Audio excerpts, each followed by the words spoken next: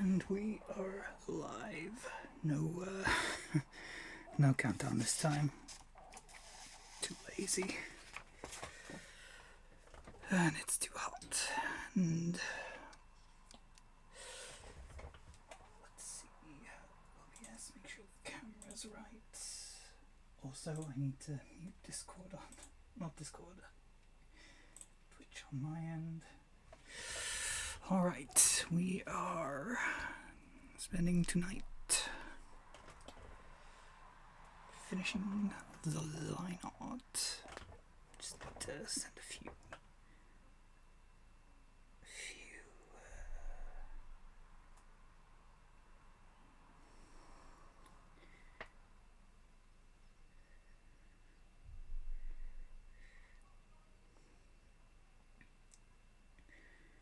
set up a chat on my phone. Good.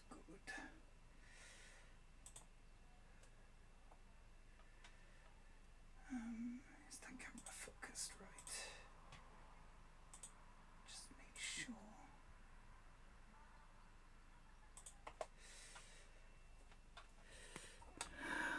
Move the light source as well.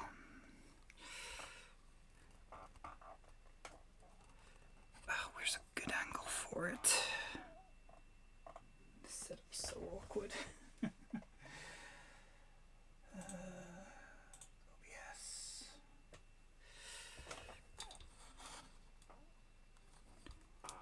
Maybe here.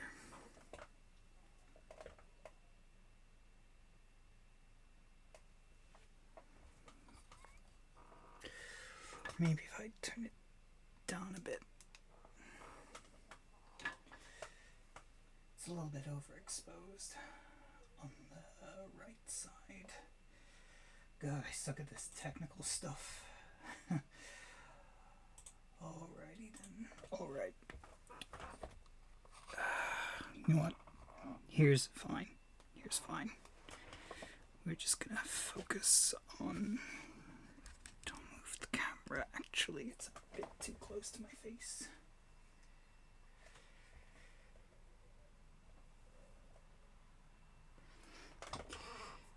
Hey. Hopefully finish the line art, at least for Arena. I need to sharpen a bunch of these lines.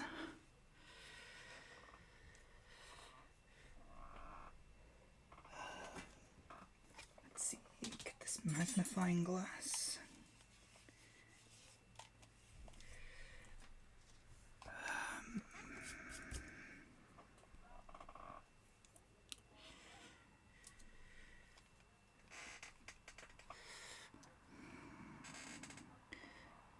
I think I'll start with this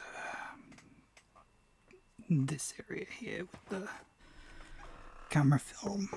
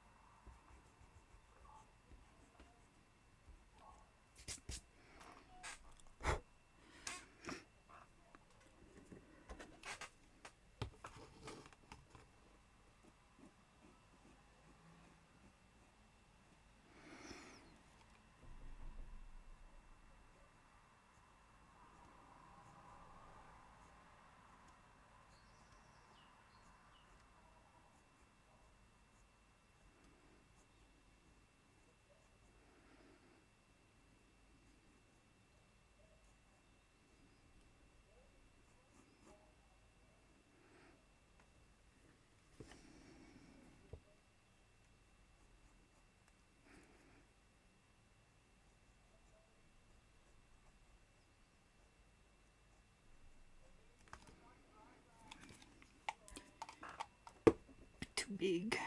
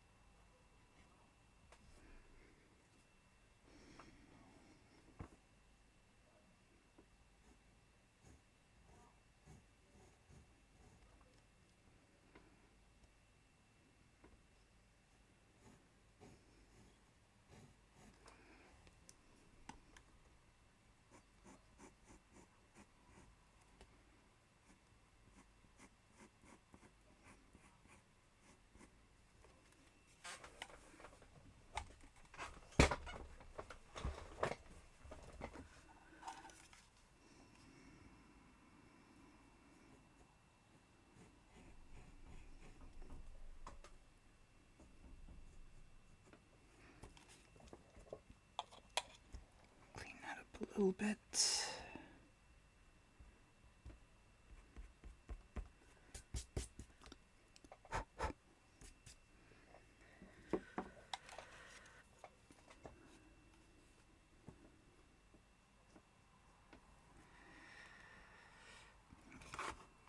Oh god, I'm off screen.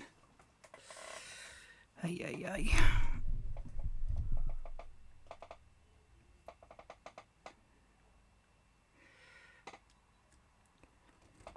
Come on, camera. There we go. Ever the professional.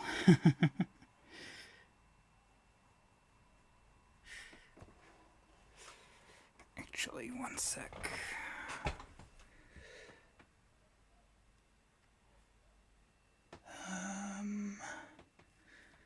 I think the troublesome neighbor's gone in, so I'm going to open my window because it is quite hot.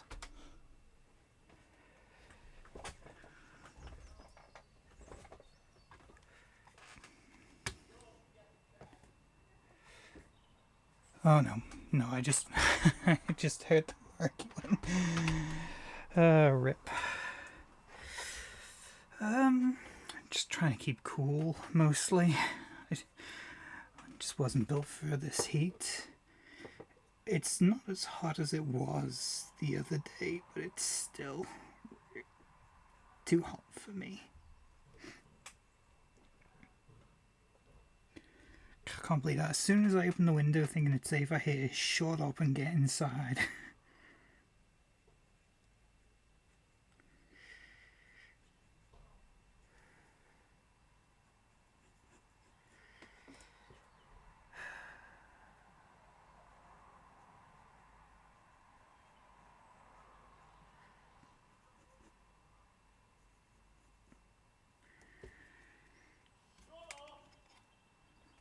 Bloody hell, I had that with the window closed.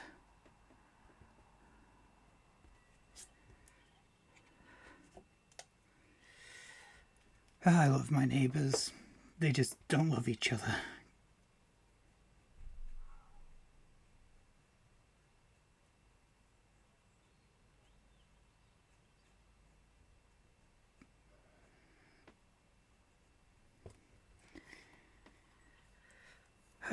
How about yourself?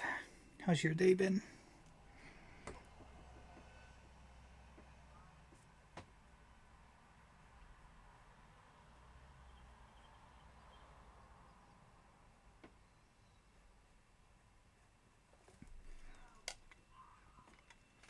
I think I'm best erasing most of this. Get it more uniform. Gold though, want to swap? I'm much more of a gold person.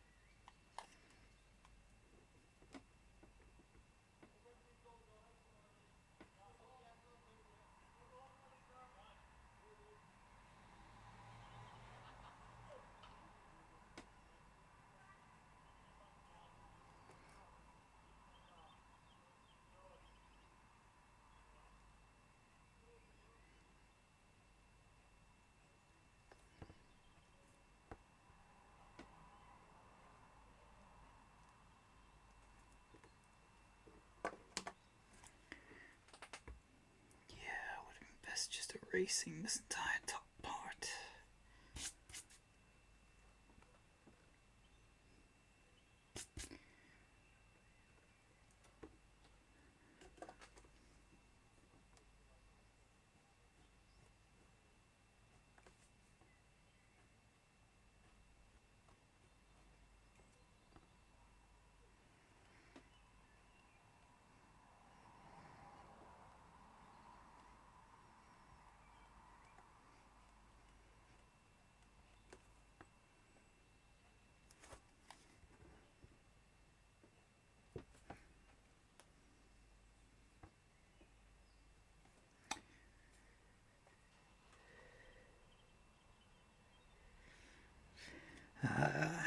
Yeah, that's the same with like houses over here were built more to keep the heat in. So they're great in winter, but in summer it's like a death trap.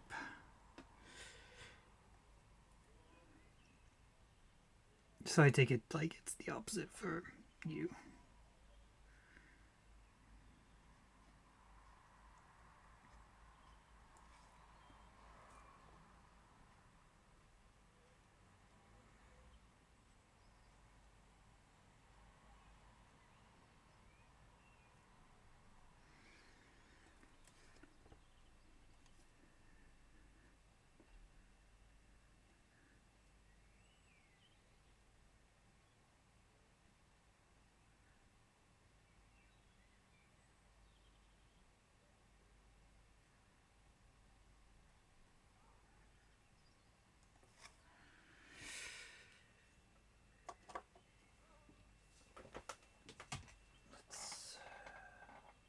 Where's that?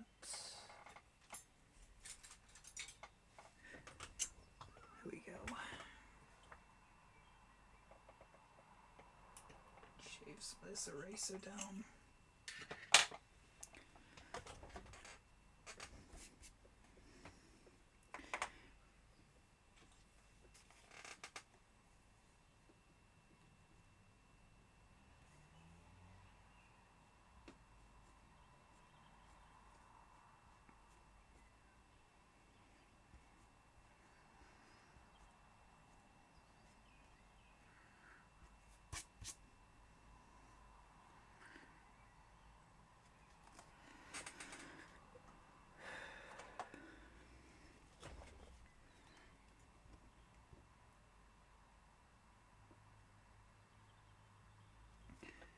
Hopefully the magnifier doesn't get too in the way.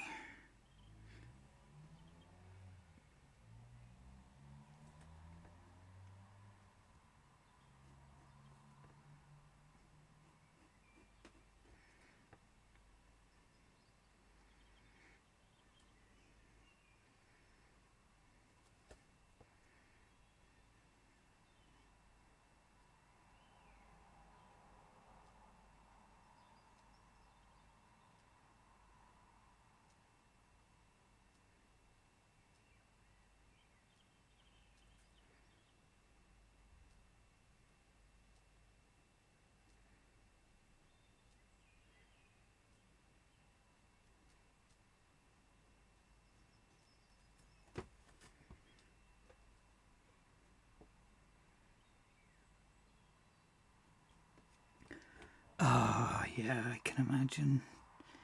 Ugh, I hated school uniform. I was always in trouble for, like, dress code violations. Need to space those out a bit more.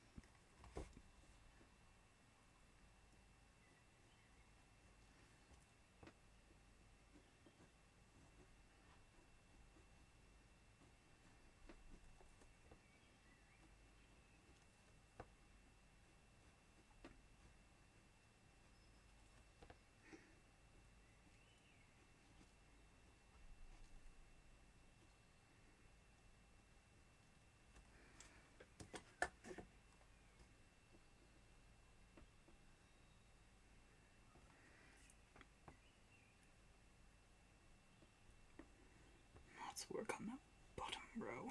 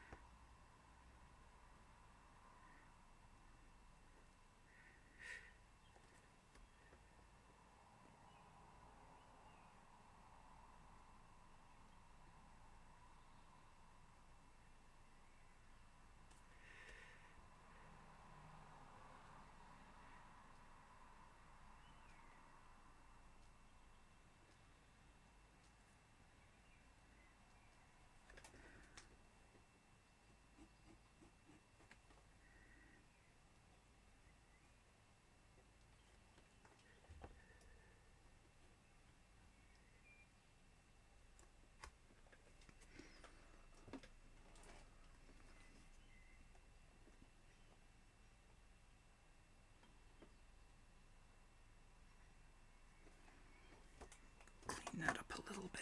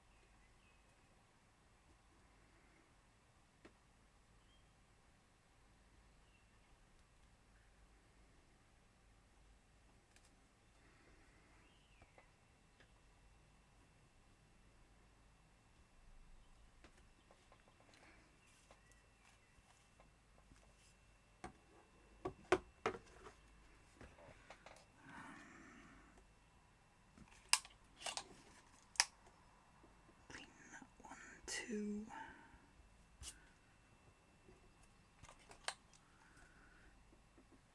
bump the camera because I'm clumsy.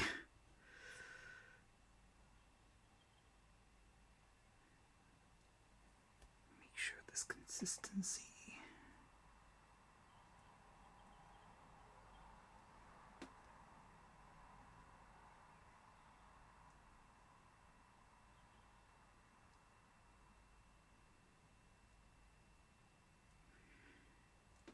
Really make sure that this consistency. Okay. There's a bit where the line's faded.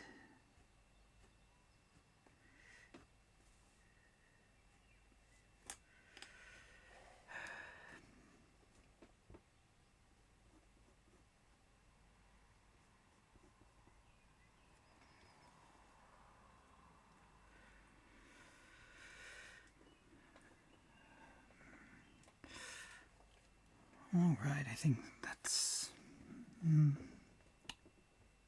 This could be a bit cleaner up here.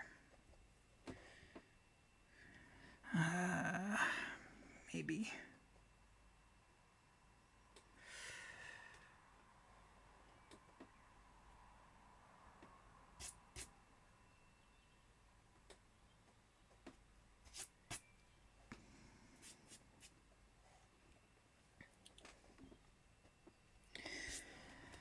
This isn't the last time I'm going to have to clean these lines either. Like there's the initial draw, then there's this part which is the cleaning. Then I'm gonna give it a Now I'll do the background before I give it a coat of fixative.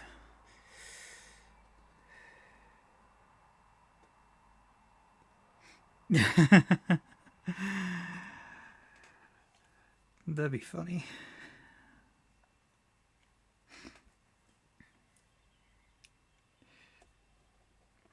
It's like it's like a Chainsaw Man AU where she's fighting the movie devil, which is just Tatsuki Fujimoto himself.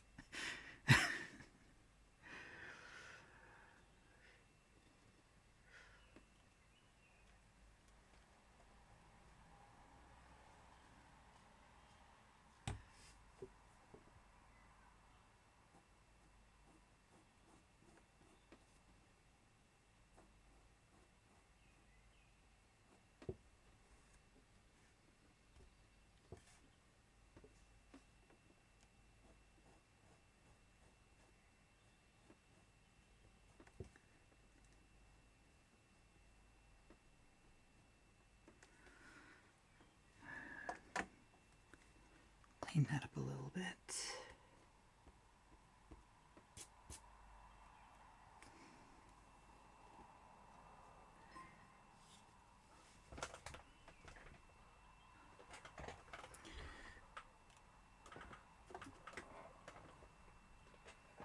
Oh hey, Star Wars Resurgence. Thanks for the follow.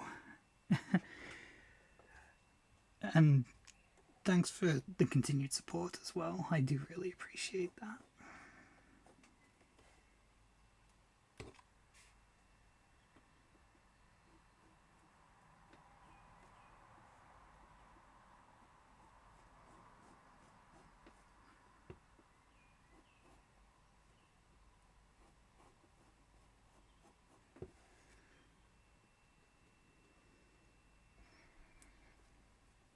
Oh, thank you. I really appreciate that. Your artwork looks amazing as well, like that pencil work. Jeez.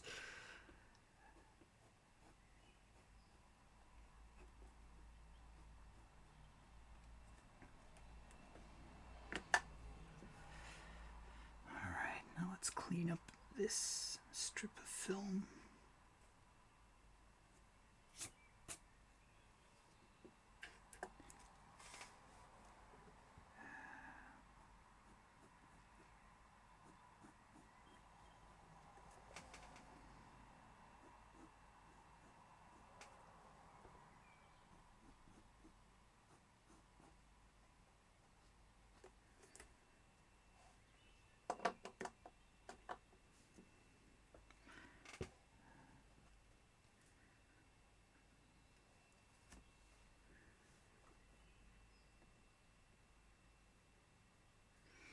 Oh, thank you. That means so much. I really appreciate that. I'm always happy to see like more people create Star Wars works. After I finished with this piece, I'm planning on getting right into working on the next page of A Flower on the Smuggler's Moon. This was just something to help, because I get like if I work on like one project for too long, I get really bad creative burnout. So I found that the best way to remedy it is to have some like in between projects.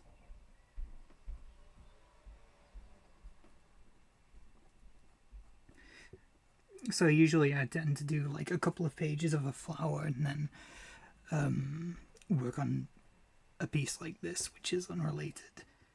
And then I'm more refreshed for the next few pages.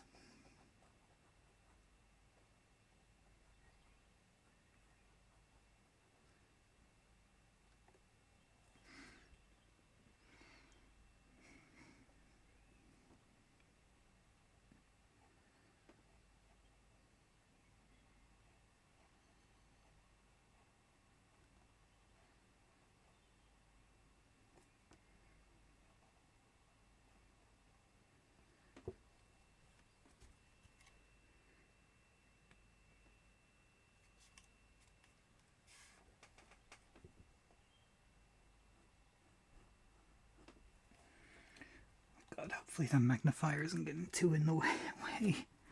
I can't see without it though for this, like these details.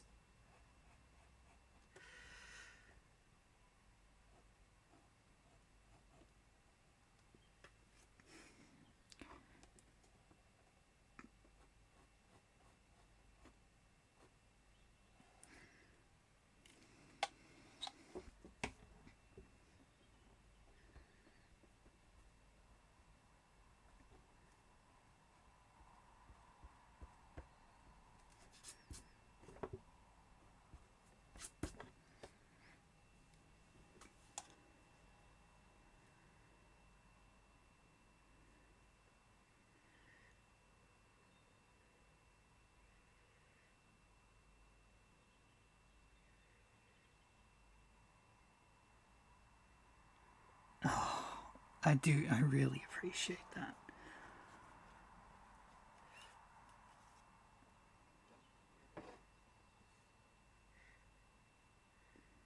Page 11. Trying to remember which page that was.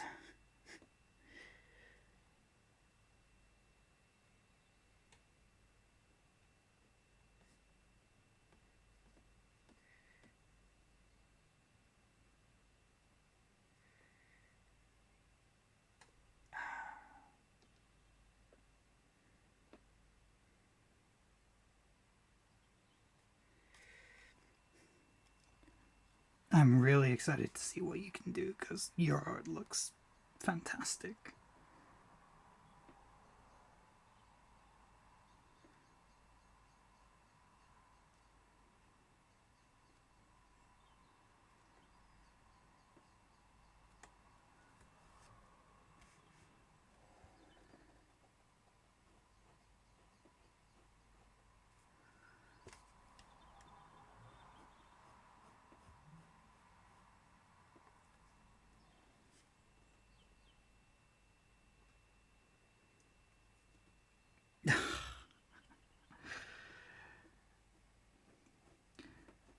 I try my best.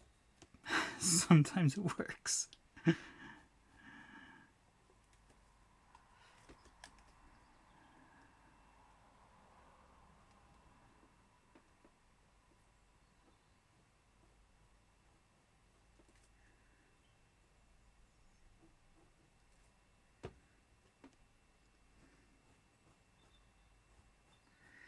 Let's see if those neighbors gone in yet. They have. It's safe for me to open the window because it is far too hot. Move this light. Apologies.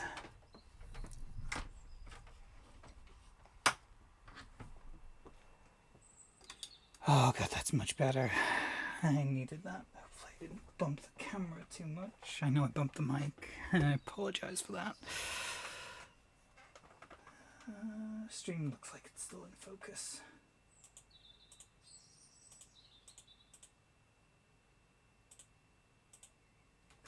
Good, good.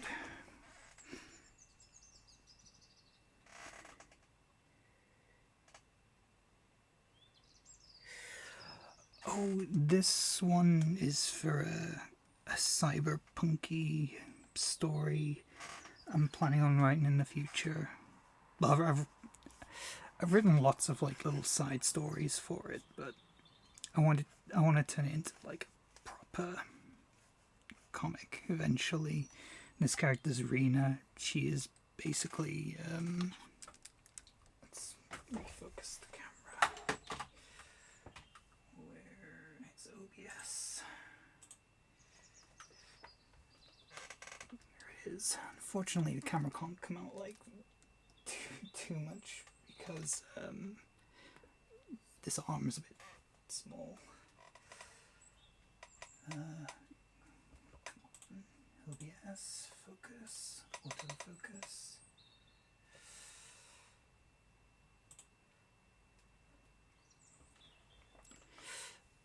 Basically, she is a private investigator and photojournalist who takes on stories no sane person will, and because of it, lots of people want her dead. So the whole angle with like the binding of like camera film is she's kind of trapped herself in this life. She can't live a normal life because she already knows like way too much about really powerful people. So she has to like commit, basically. She's all in, but she's also pretty like defiant. She's a fun character. Let's see, camera refocus.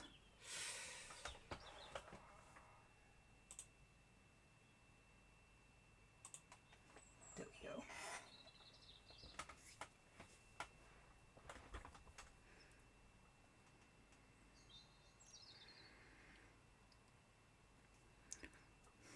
Oh, thank you. I think the Final Fantasy thing was I made a glam based on this character for Final Fantasy 14.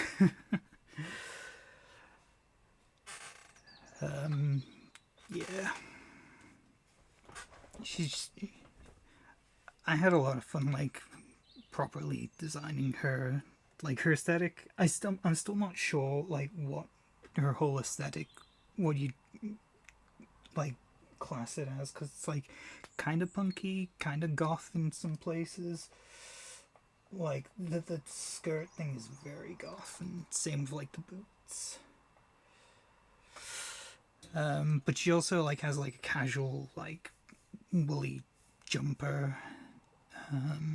So I think it's I've been like calling it like comfort core or something like that, or comfort goth. But I don't know. Like there is probably an actual like subgenre of goth dedicated to this exact look, because there's like a subgenre of goth for everything. That's why I fell in love with it. Just I miss my old boots. Not really. The sort of aesthetic I'm going for is actually like very cassette futurism, which is it's like in Alien where they're like 200 years in the future, but they use like 80s PCs, or like in Cowboy Bebop. It's more like Cowboy Bebop in that it's very far in the future. Like in Cowboy Bebop, people like have spaceships. You can go travel to Ganymede, but they still like when they're on Earth or Mars, they still drive around like 90s era cars and use 90s era guns. So a lot of most of the city is sort of like that kind of cassette futurism vibe. But also for like the rich part of the city, like the like the corporate sector is a lot more Art Deco inspired. Because I love Art Deco. It's so good. Such a good aesthetic.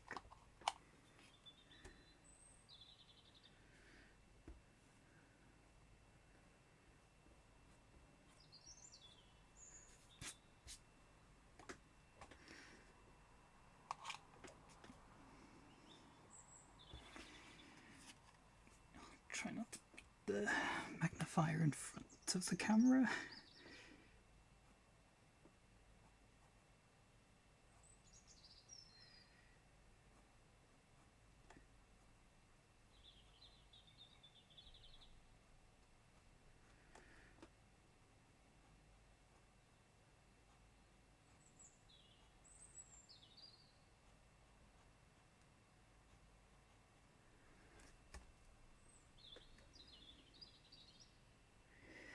Yeah, I think Great Gatsby. I need to.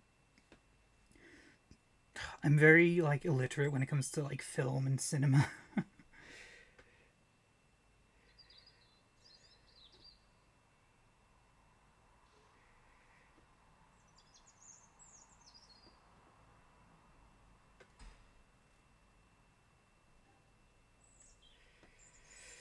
But yeah.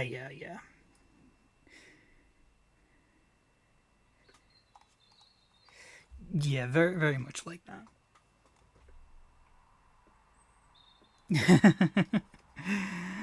Oh, I appreciate that. This is like I tend to when I'm drawing something, I'll draw it like 3 times to get because first is like the initial draw, and now there's like hardening the lines, and then there's the coloring phase, and then after the coloring phase, there's like the once more just to make sure that the lines really pop because sometimes the inks kind of bleed a bit and the lines get a bit like a bit faded. They kind of blend into some of the colours, so you have to give it an extra little touch up at the end.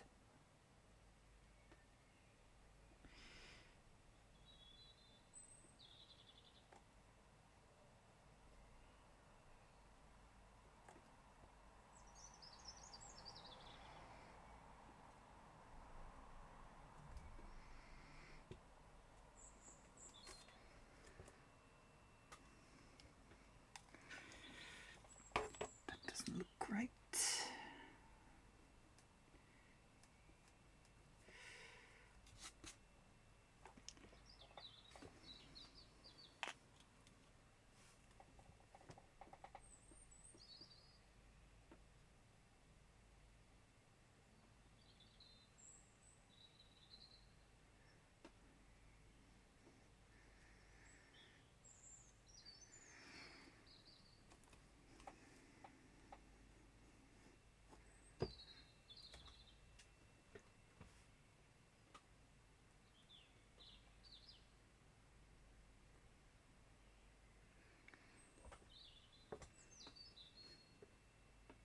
Yeah. I'm I'm not someone who like plans something out beforehand if when I'm drawing it, unless it's like a comic page, and even then I do kind of play fast and loose a lot of the time. But a lot of the time something just evolves as I'm drawing it. Like my philosophy to drawing is the same as writing, and it's like let the the subject let the subject guide you.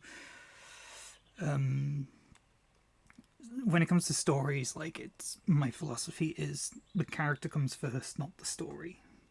They tell you the story, and it's much the same when drawing. You let the subject tell you what the piece is going to be, if that makes sense.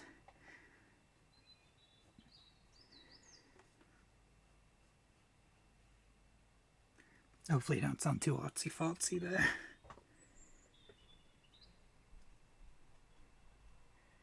Yes, I saved over the years. I must have saved a couple of grand just using like cheap hairspray. Let's see. Like I got this stuff for like less than a pound, and it works a charm.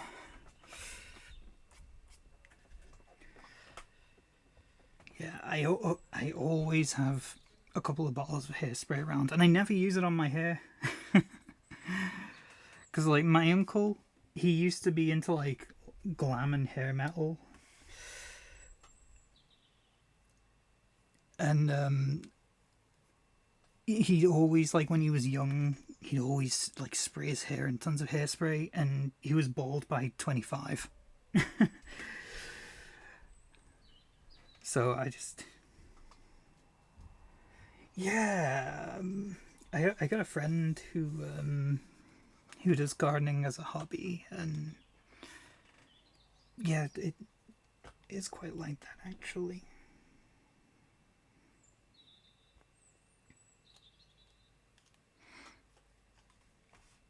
Because gardening, you've got to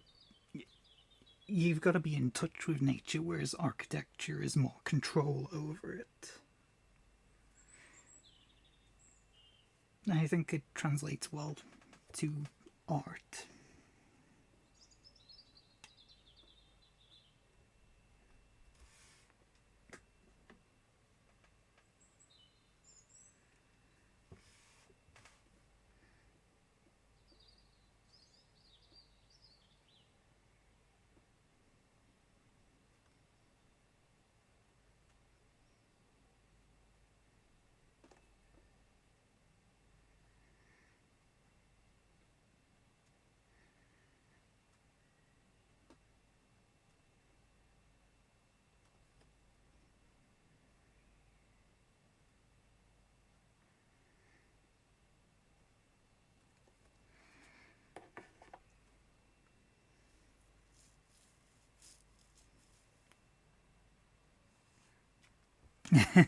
Yeah.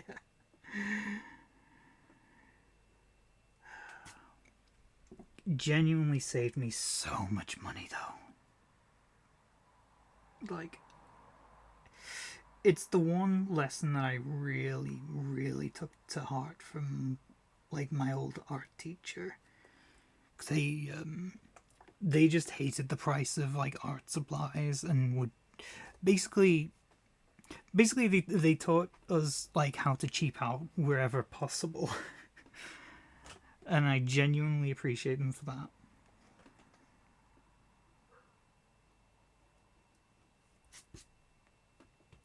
Try and get this to look right.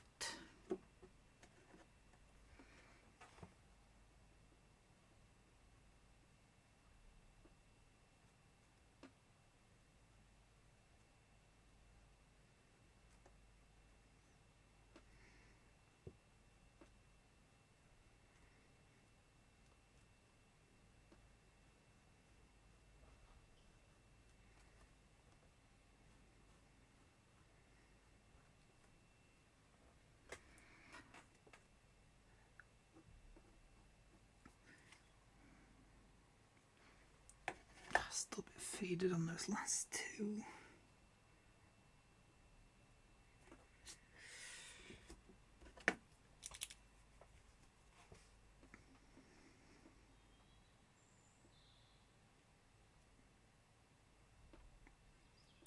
That's better. There we go.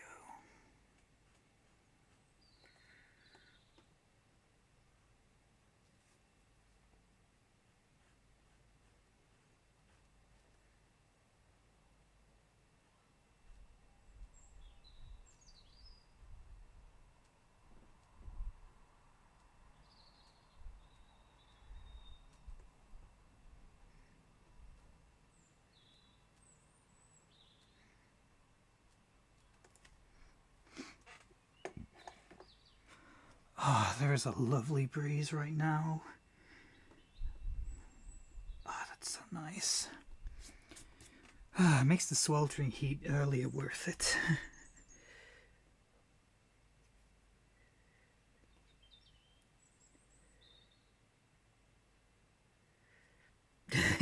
Yeah. Yeah. Unfortunately, I can't cheap out on the markers I use because, like, I would if I could, but with markers, you do get what you pay for. Yeah. Don't worry, I'm hydrated.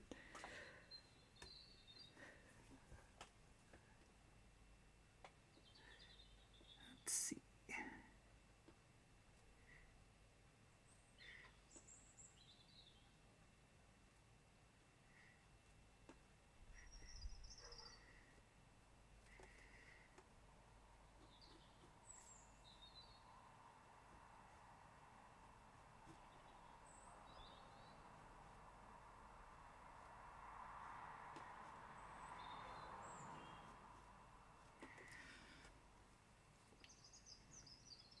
Sharpen this line a little bit.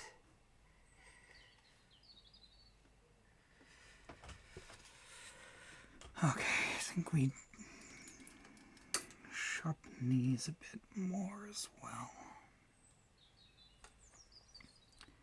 Move the light a bit. Adjust the focus. Move the camera out a little bit. It's a bit close.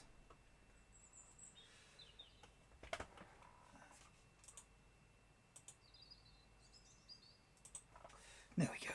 Nice and focused. It was, I think, 28 degrees Celsius the other day.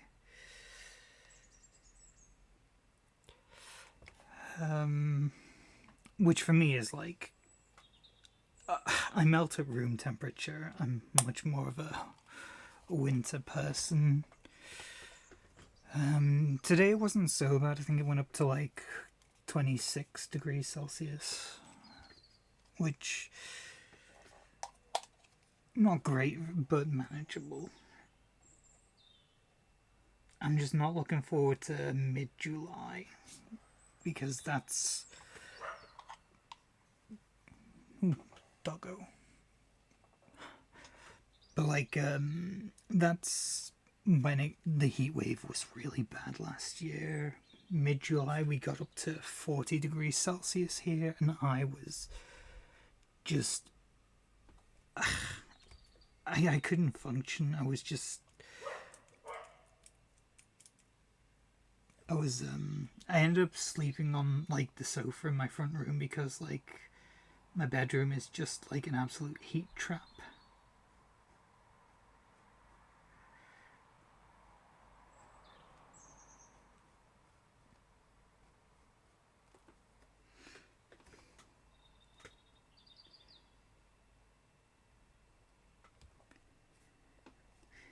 Yeah, I've always preferred the cold because at least here it's easier to keep warm than to keep cool.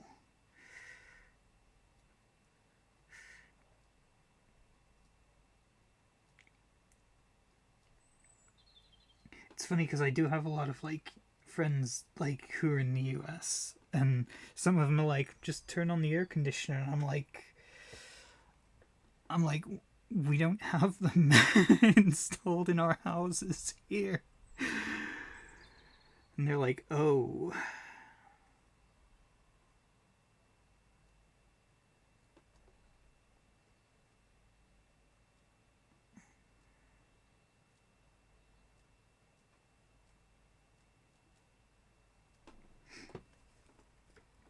I bought like a kind of portable mini one last year, but it was pretty crap.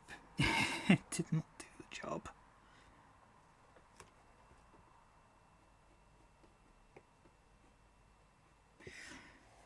By the way, if for some reason you hear sounds in the background that sound like someone being murdered, we have foxes in this area, and foxes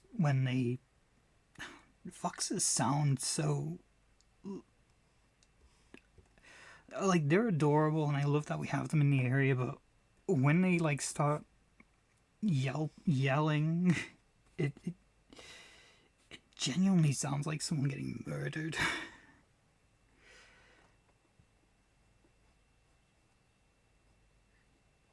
I think it's a bit early for them yet, though. Birds are still chirping somewhat.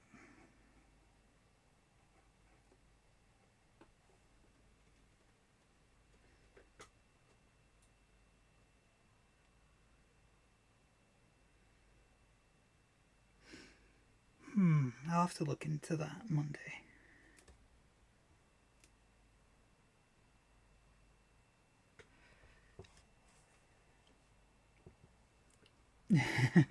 Yeah, I'm my own worst enemy for these details because I'm legally blind, so why I decided to... why do I do this to myself?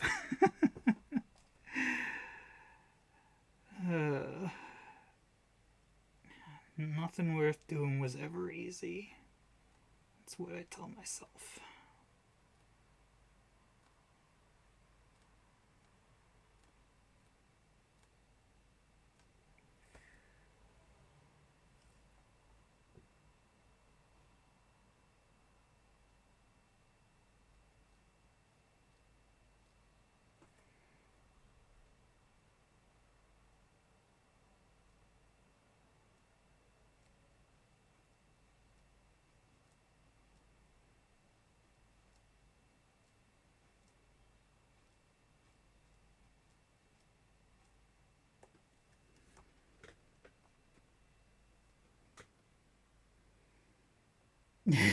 True.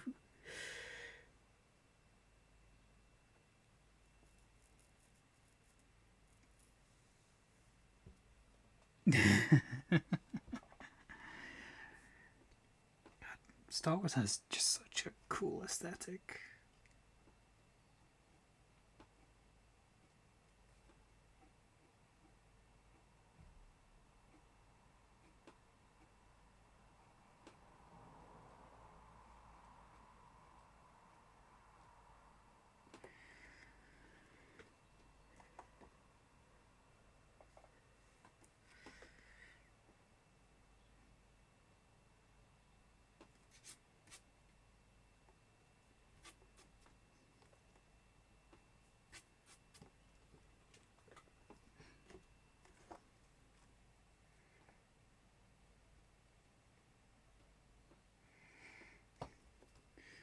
I think part of like the appeal with Star Wars for me, like especially like the original like trilogy era, is it is quite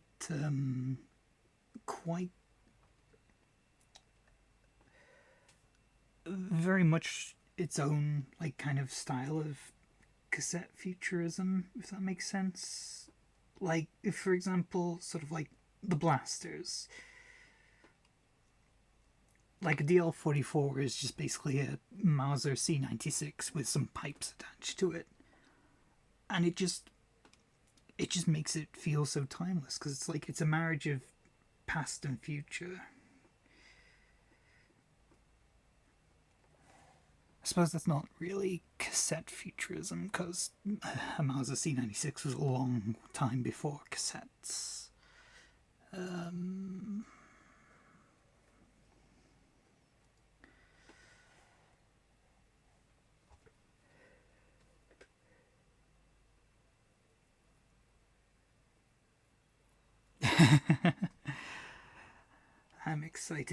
I'm really excited for more of Flower. Like, things in the story are gonna pick up soon.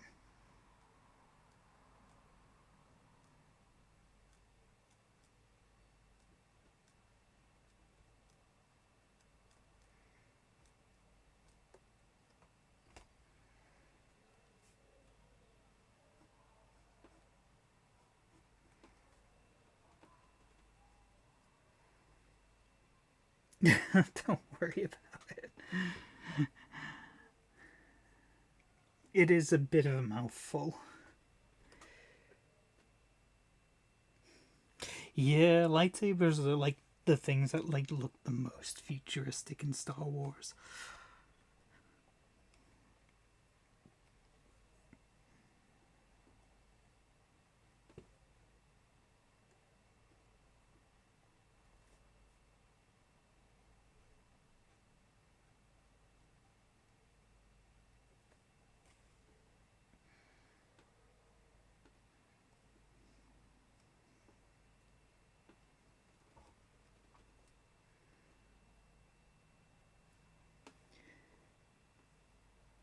Yeah, I can't remember what it is.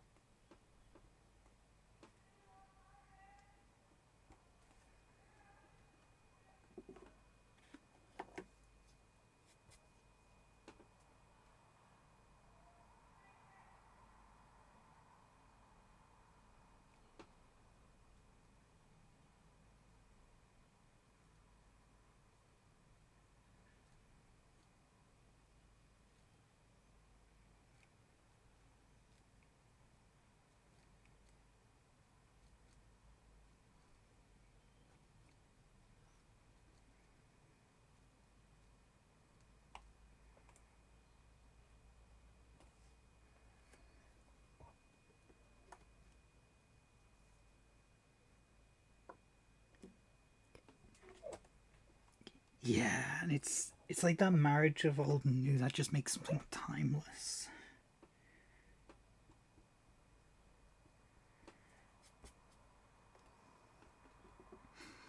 And I think it's why stuff like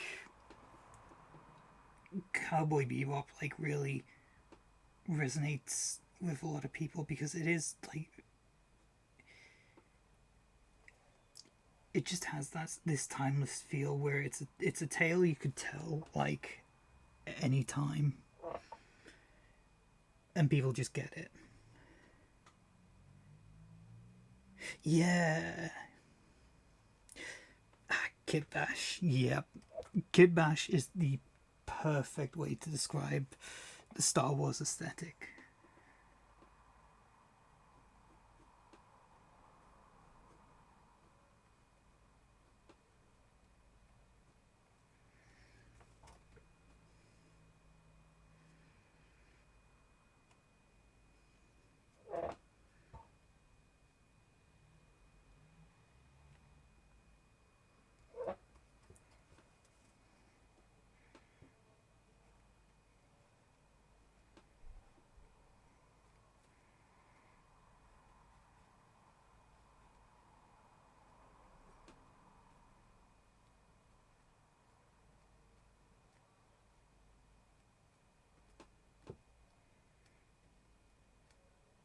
Why is it so tiny? Why did I do this?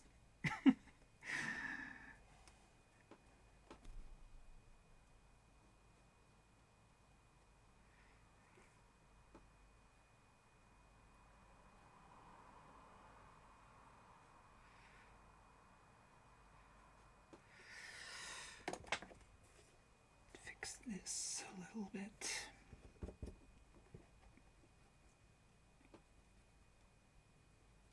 Completely erase that inner part, actually.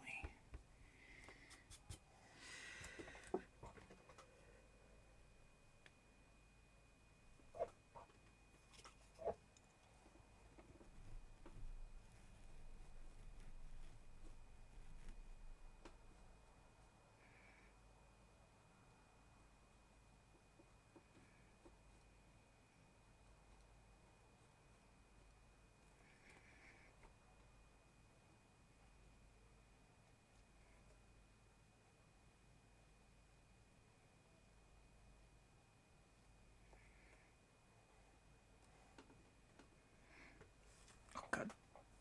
Only problem with having windows open at this time of night is bugs tend to fly in.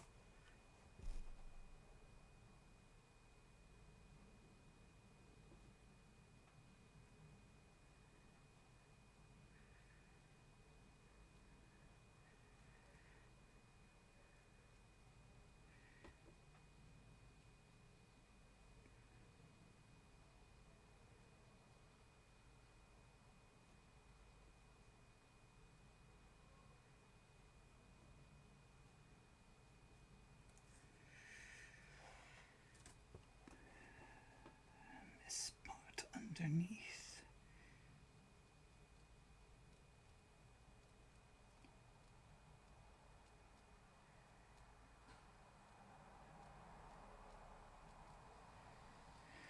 Okay. Now we do the top part. Go away. Bad bug.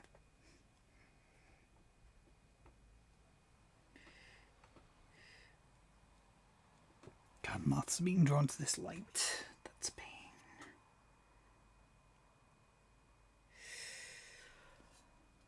I really should look into that.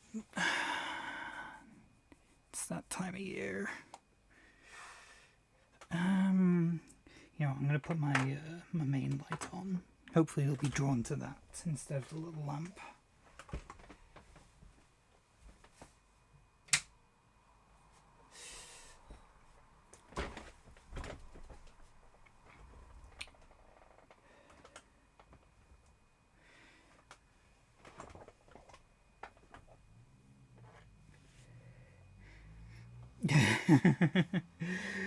Yeah, I wouldn't like to be on Ultron circa 0 BBY. Which is a shame because Ultron is a gorgeous planet.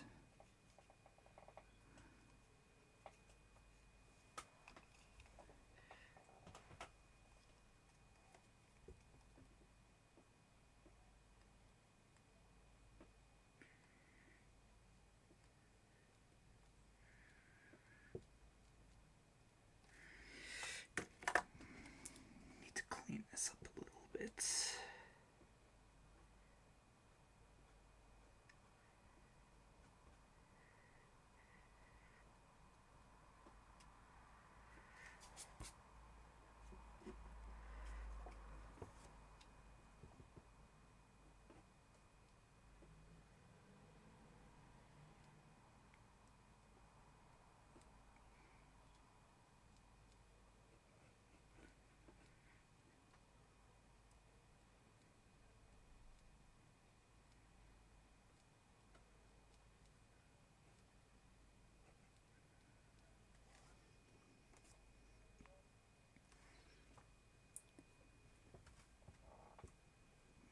Looking much cleaner.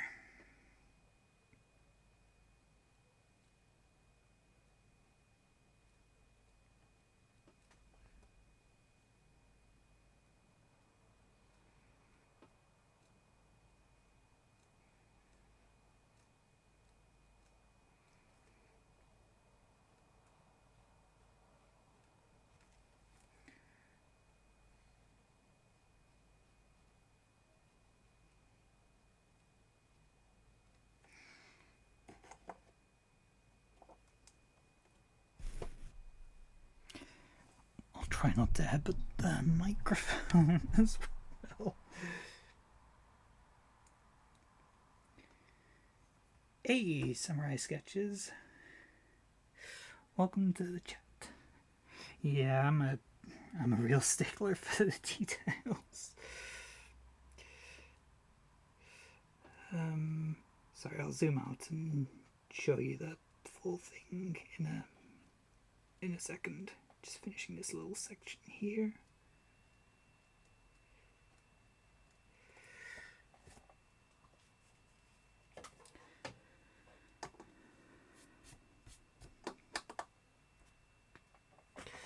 All right. OBS, make sure it's focused.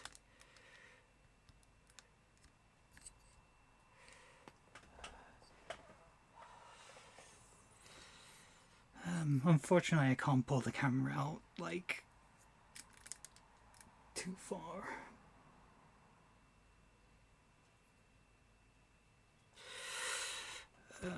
Alright, put the camera back in position.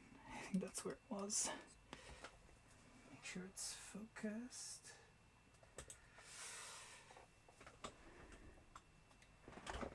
Ah, thank you.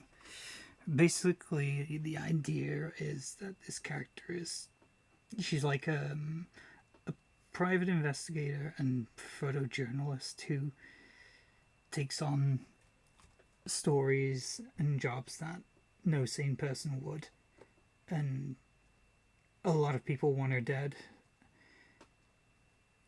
so she's kind of all in. She's at the point where she's trapped herself in this profession. She can't have a normal life. Even if she quits, she knows too much. Powerful people just want her gone. But she's also, like, pretty defiant. So this sort of, like, it's sort of the camera film binding is like a metaphor for the dilemma she's in. If that makes sense. Oh, thank you. I really appreciate that.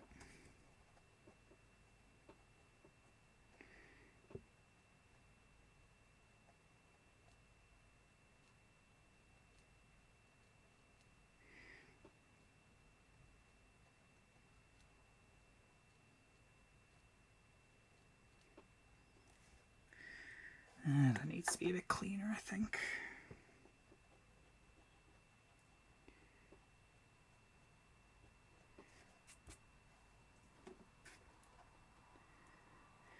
Her name is Rena Harker. She's part of like a cyberpunky comic story I'm planning to write eventually. I've written like bits and bobs, but I want to like make it a full proper comic eventually.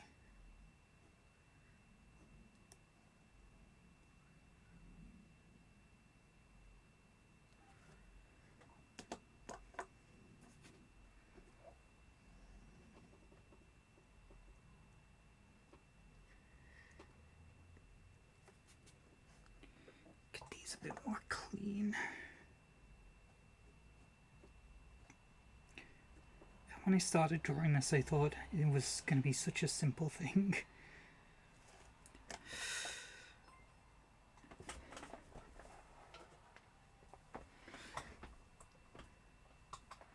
Oh, thanks for following, by the way. I really appreciate that.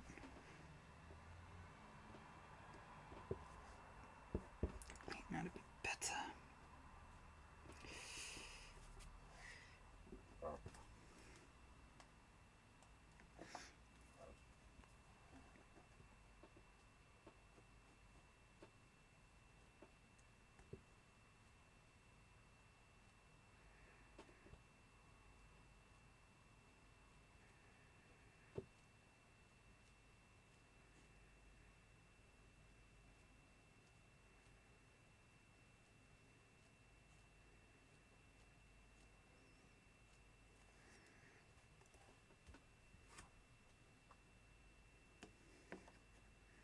Oh, that's really kind of you to say. I appreciate that.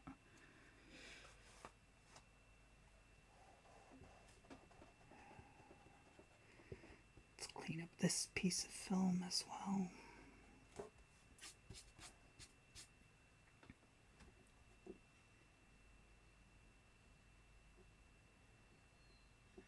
Oh, thank you. Have a good one.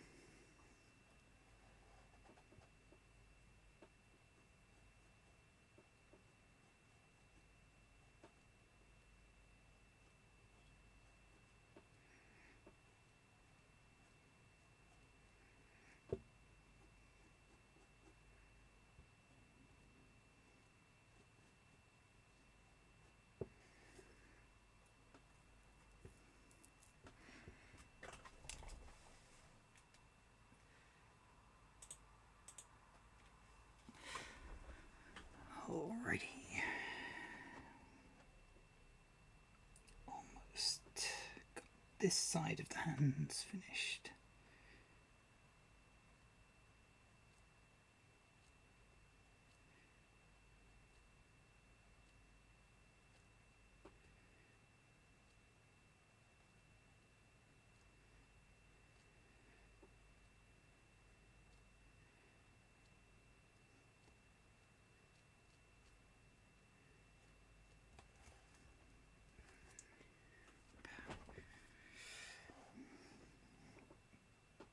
Rena really makes me miss my goth days.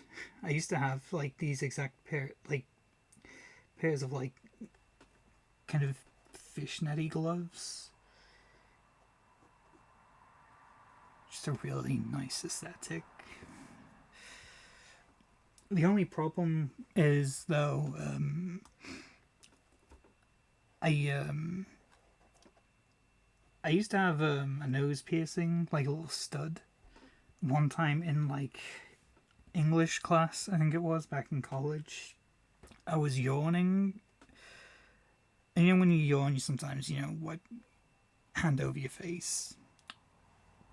Caught the friggin' stud and just never saw it again. And I stopped wearing them after that.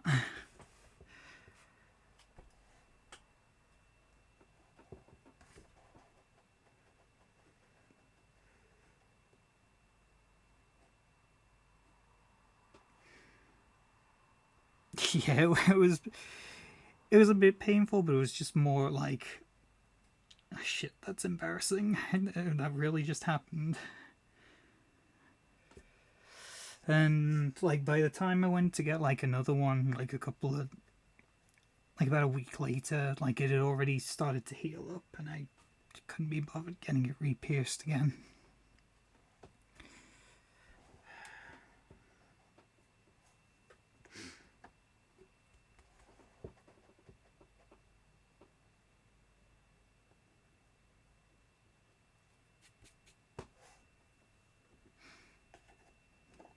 I think if I got another piercing, which I would like, I'd probably get like an eyebrow one maybe.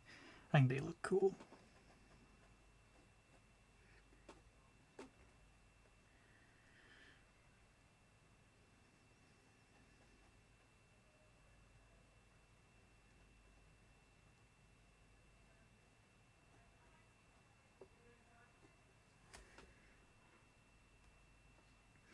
Oh, every day. I miss it.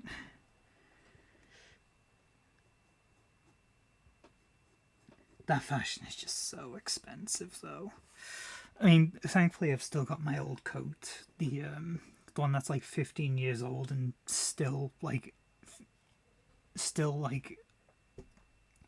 it's outlasted so many other coats. It's just built differently.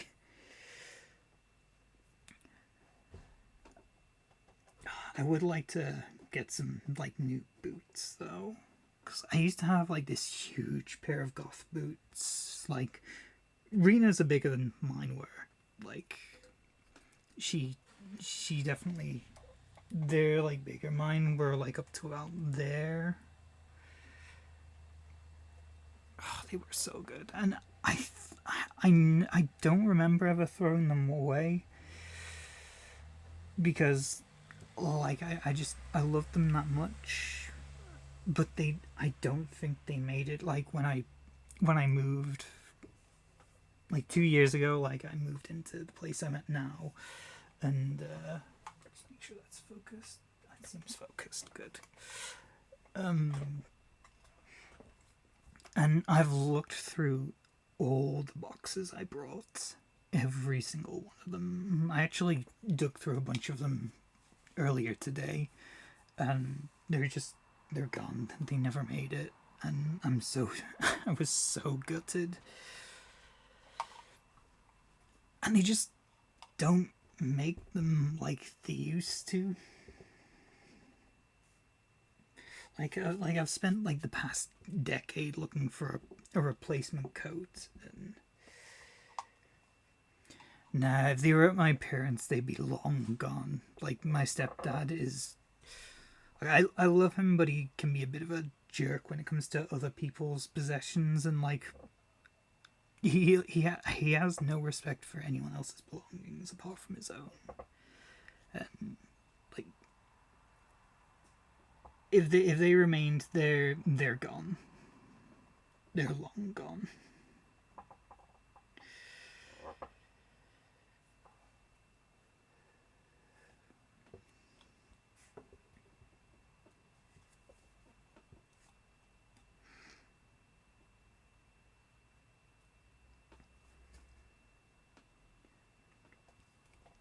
I also had a pair of Rob Zombie Vans as well. They're also long gone and gutted. But my current shoes are Ghost, so I'm happy with that.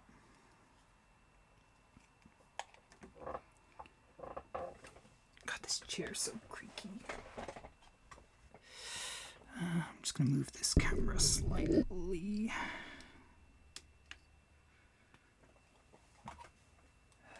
Refocus it.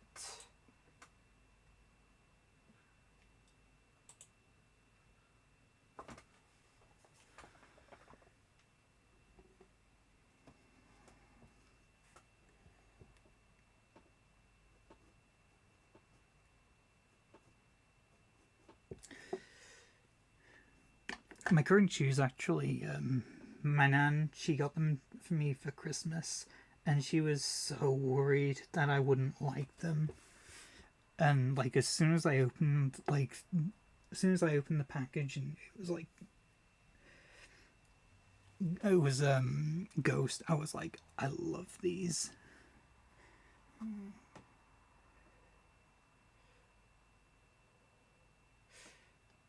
Oh, eye patch worthy. I wear one like when I go outside, more for other people's convenience than my own. I'm completely blind in my right eye and have really bad vision in my left. So like it I cannot function without glasses, and even with glasses it's still like a big struggle. It's why I'm like always using magnifiers when I'm drawing.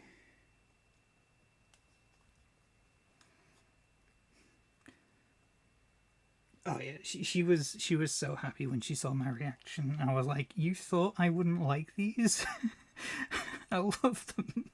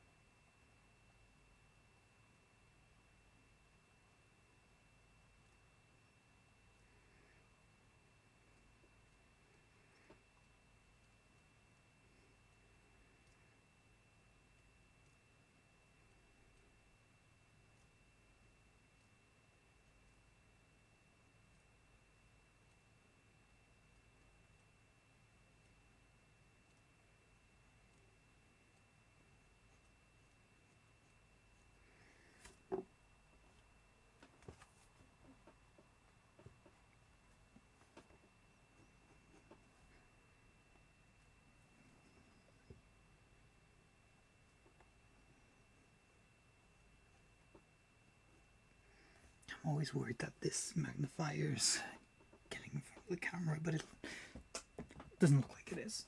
Oops. Where'd that eraser go? There it is.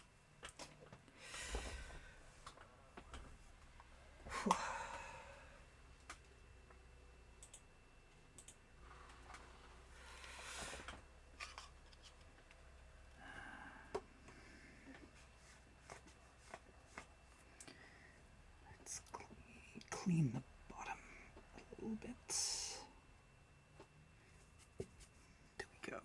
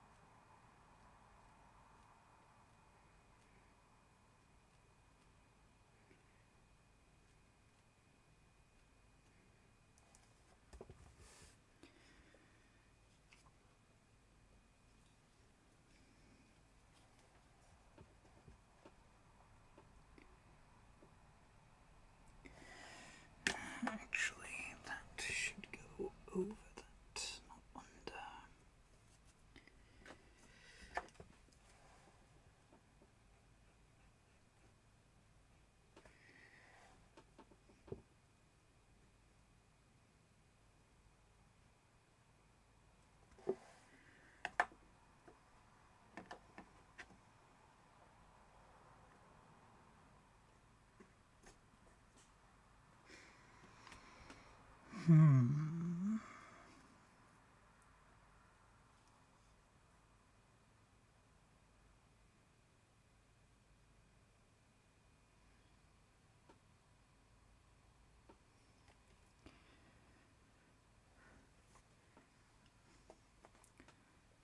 entirely sure yet.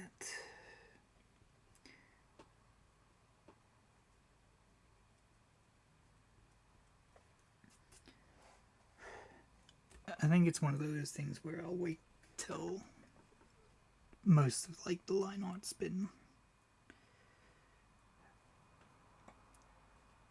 done and figure it out.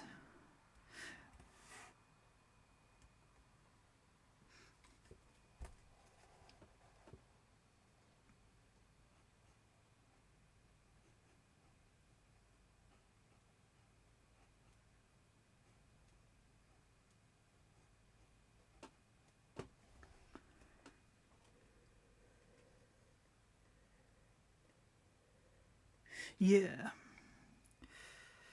I kind of like the idea of film like cartridges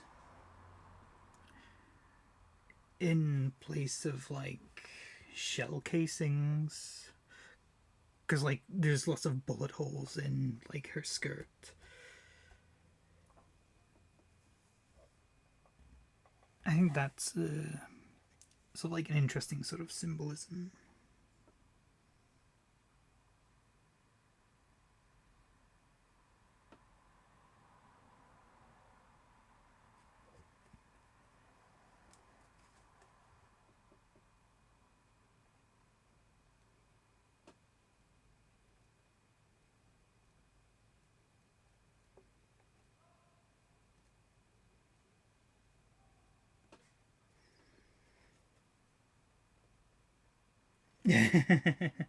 Oh, Hello Kitty.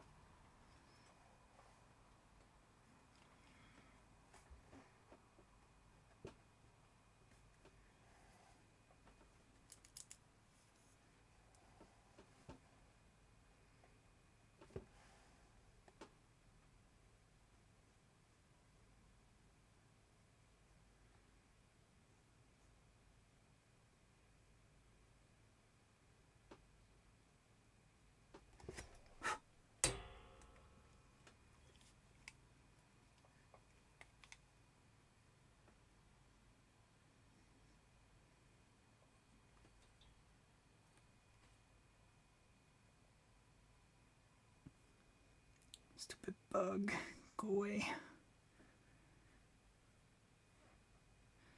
Don't make me get the bug swatter. I don't want to kill you. Ay.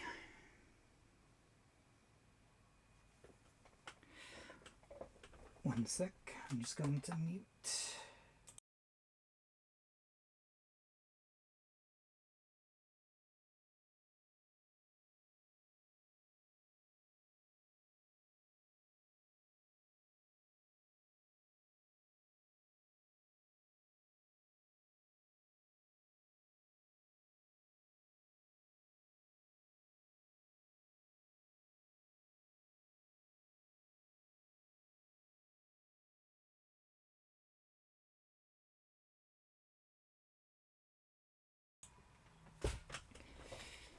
It got away. Oh, that's nice. When I lived with my folks, we had, well, they still have. She was a stray that we found we found her half starved, trapped between some boards behind our garden wall, and she had no tag. Um, she's a gorgeous what do they call them? Really white and fluffy. I think Angora, maybe. I don't know my cats that well, but we put up like pet cat found posters, and nobody claimed her, so we ended up keeping her. We got her chipped, and she was a handful. But we love her. It's funny because my stepdad used to absolutely hate cats because he used to own birds, and cats were he just couldn't stand them. But soon as soon as he laid eyes on her, she just became his little princess.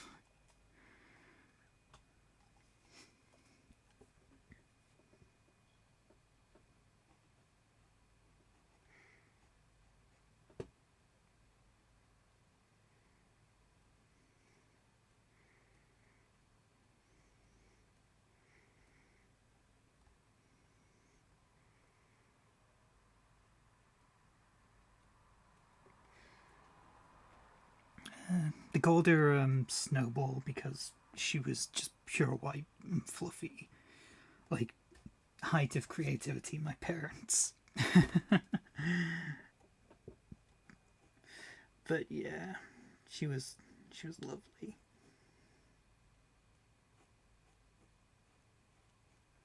Definitely a handful when she wanted to be, though.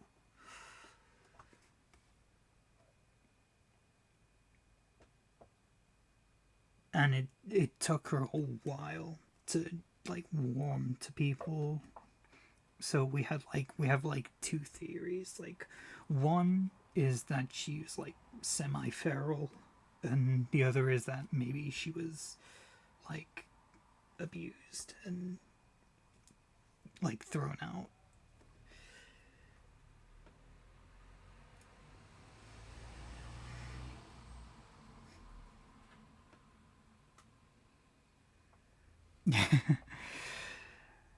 Yeah, cats just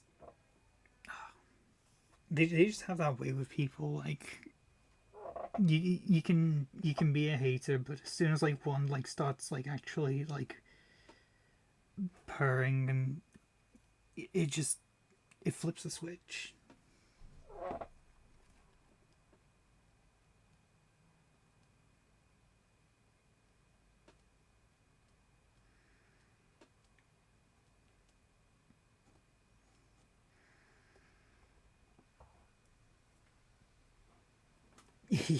Yeah, Monday. Definitely. I would like a dog, but I don't think our building allows for pets.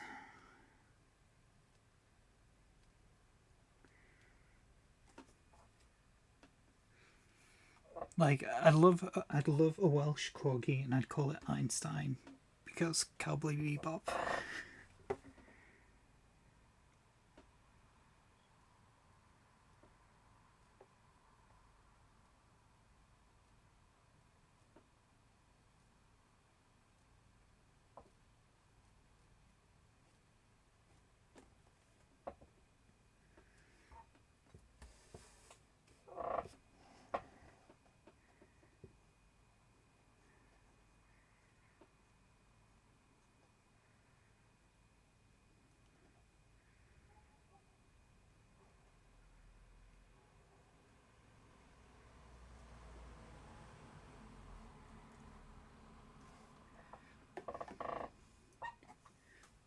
need a new chair really badly.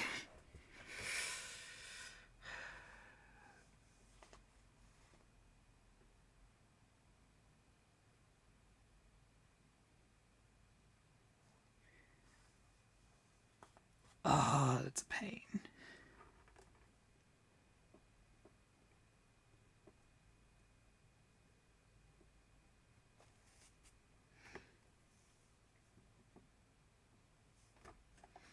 It is such a good show.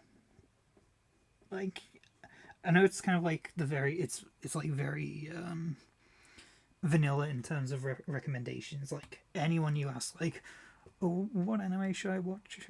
Especially if someone's just getting into it, like everyone always recommends, Cowboy Bebop, but like there's a reason for that. It's just so good.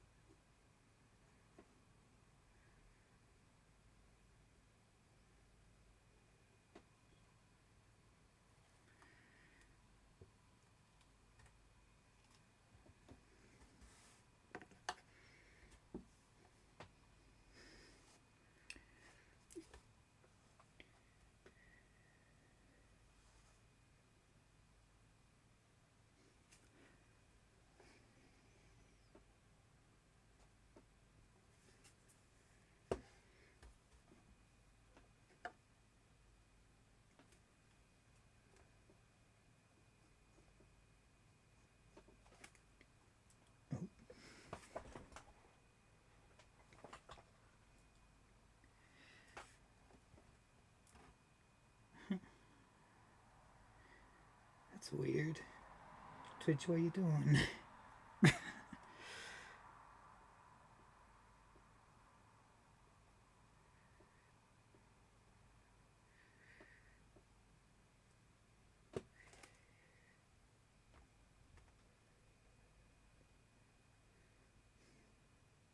Oh my god, is Twitch censoring its competitors?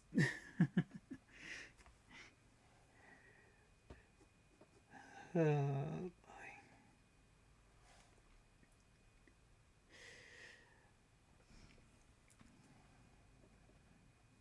yeah, I would 100% recommend it.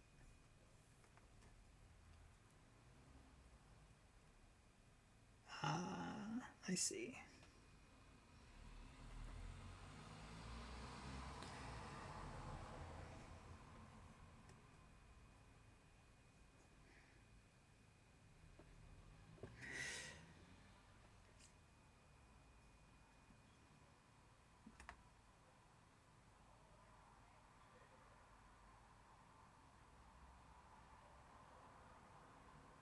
Oh, hey, Saren. Sorry.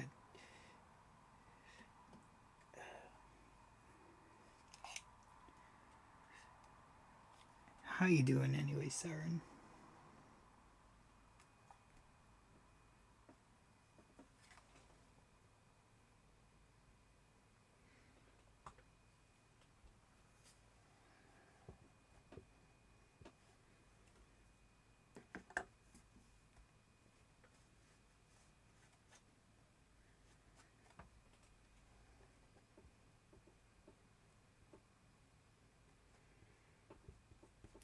I think it's almost time to start working on this one.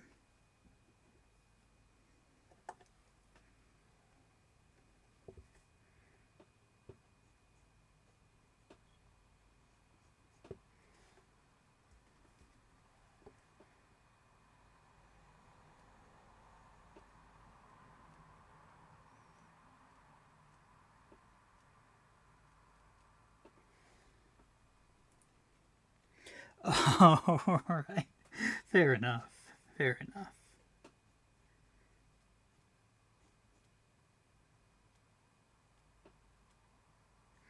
Hey, sometimes you just want to lurk. That's fine.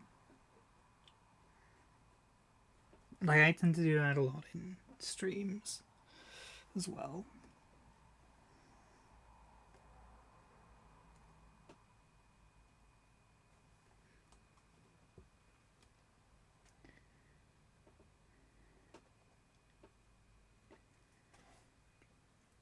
Chat has been very enjoyable tonight, though.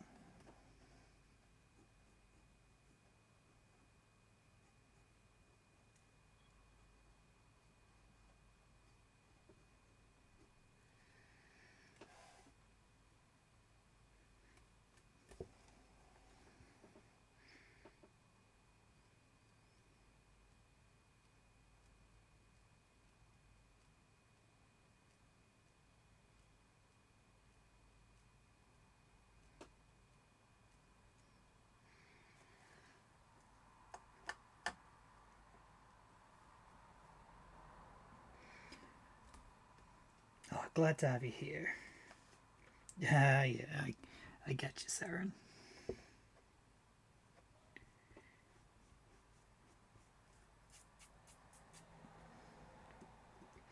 Yeah, whenever I'm on tablet, there's always like more of a delay, which is a pain.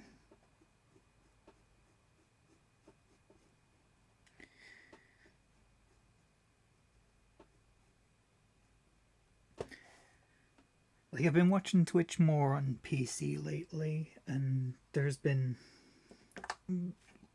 a lot less like lag when it comes to like the stream. There's a lot less a delay. It's weird.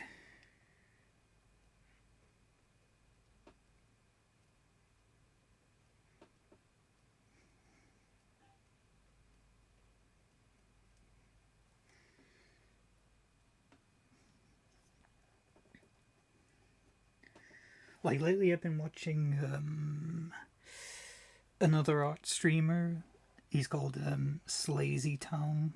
He's really good, and I've noticed like as soon as like I type something in chat, like it's instantly on like his screen. And I think it's because like there's less of a delay like on PC, and like holy shit as well, like really really good artist.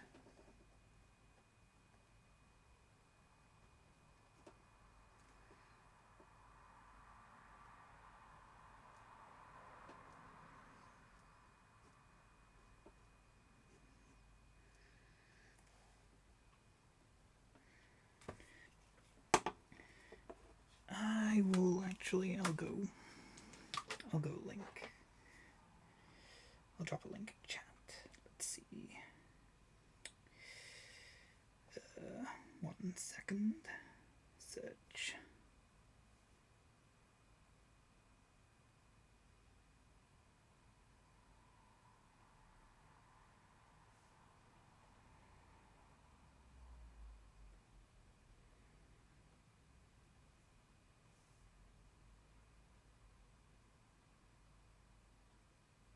Let's see. Copy. And go back to chat. God, it's so handy having Twitch chat just on my phone. Okay. Back to my chat.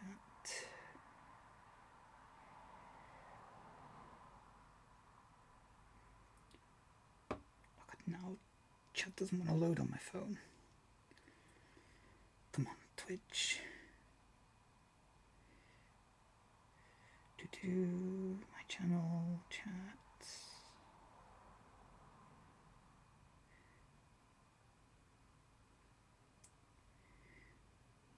There we go.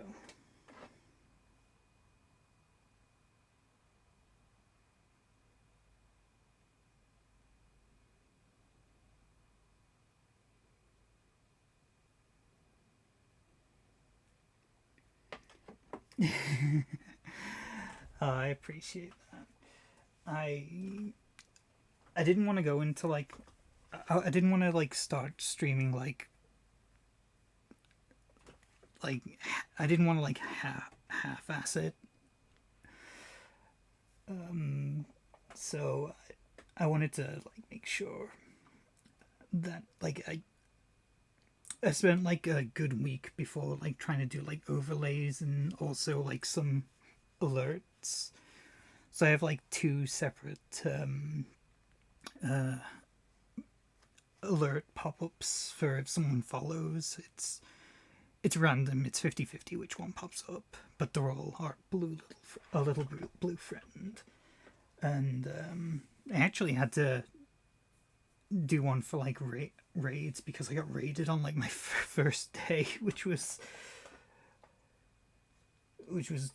really like really nice feeling.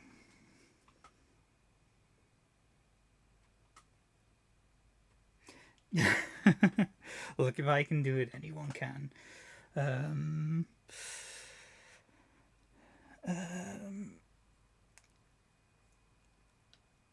I'll have to see about putting something together.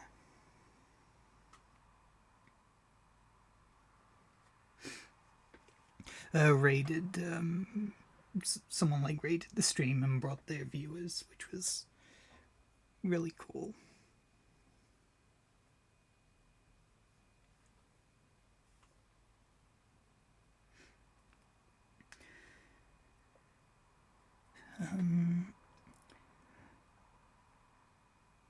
I just found some like tutorials on YouTube that gave sort of like a basic rundown of OBS, and I'm steadily figuring stuff out. Like I want to learn, like I want to have like background music eventually, because like there's a lot of times when there is just like dead air, and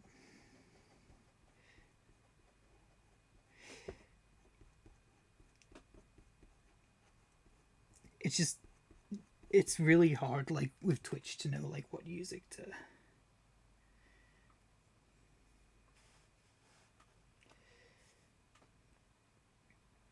I get you. I do. Like I'm not very like I struggle socially. I have like really bad anxiety. But this was sort of like I decided like I wanted to do this to sort of help get better at dealing with that anxiety.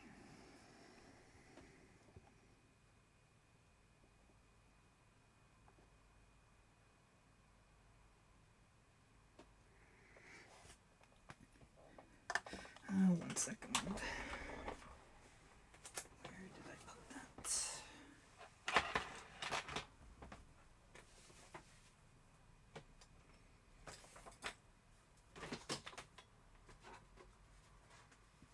Is it still on the scanner?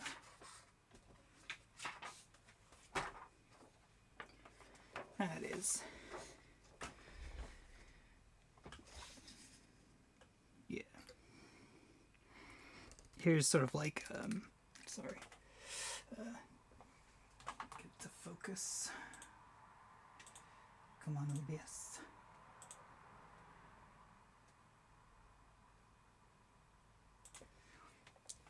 This is the image that I've got for when someone raids, and it should say like in here like X is sent a raiding party, and however many viewers it'll say that many troops deployed.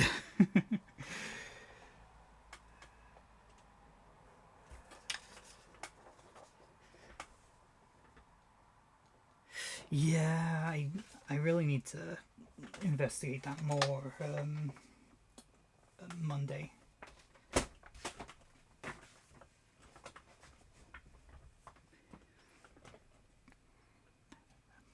Let's see, get back here. Focus again. Actually more here since we're working on this strand.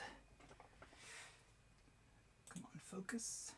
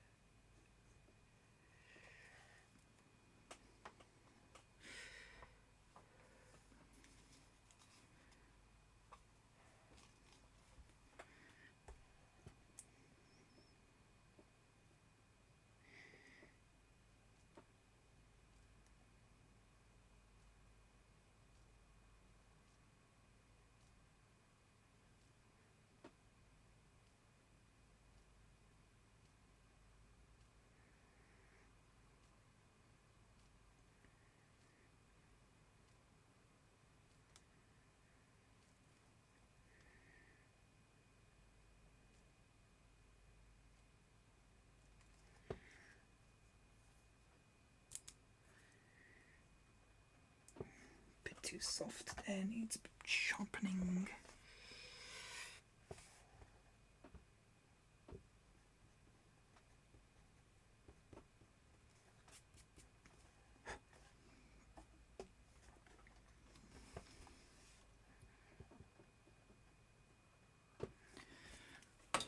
Move the light slightly.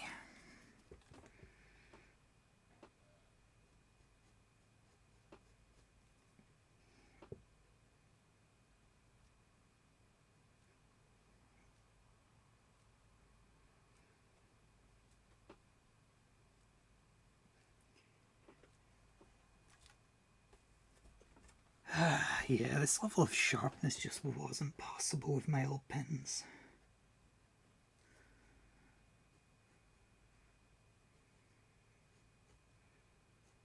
Well, pencils. Pencil, pen, mechanical.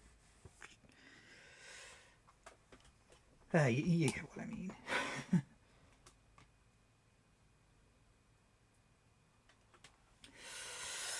mean.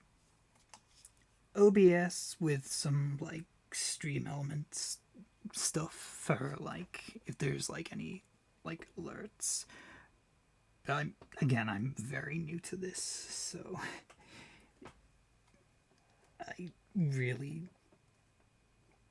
I'm surprised I've managed like this far because I'm not very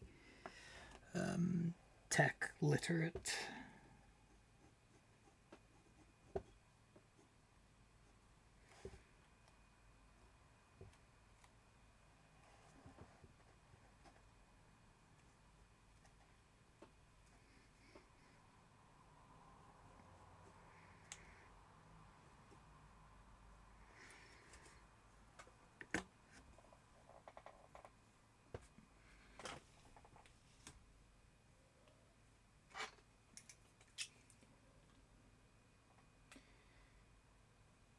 Shave this eraser down again.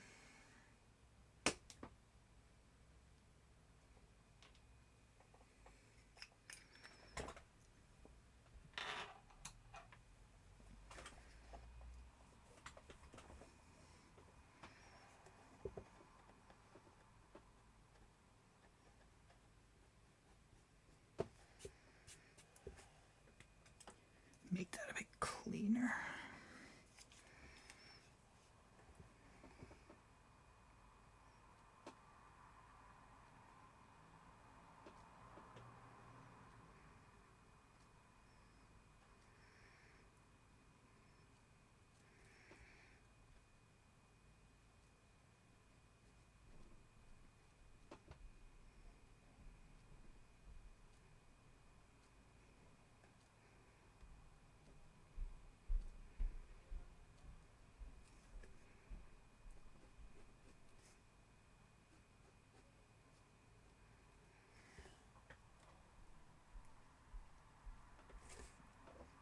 Yeah, it's all about just like learning through experience. Like that's the best way. Like I'm not someone who can learn stuff if it's like told to me or I read it in textbooks. Like that's where I really struggled in school.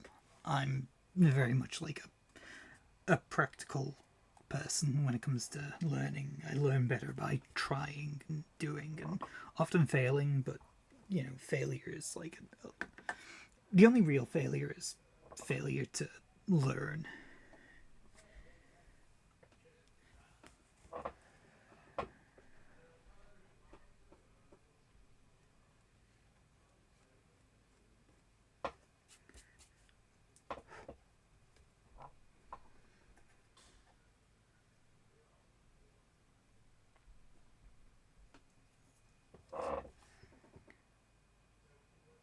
Got this chair. Ay, ay, ay.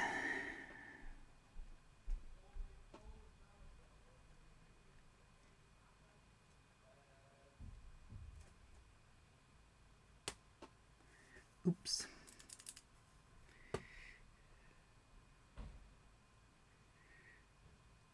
Actually, it's good that that graphite snapped there, because now it's sharper.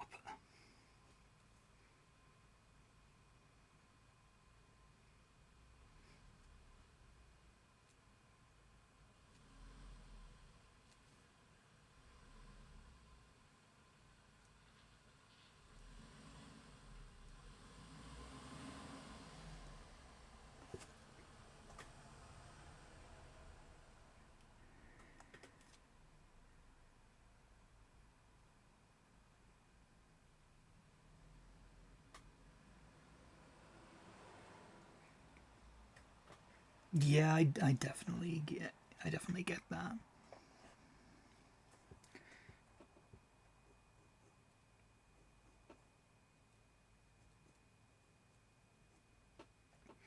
Because like then you can like have your like you can properly like address like questions and stuff like specifically catered to your needs, whereas like a big like tutorial on Google is just like a lot of words and like half of them won't even be relevant to like the specific thing that you want.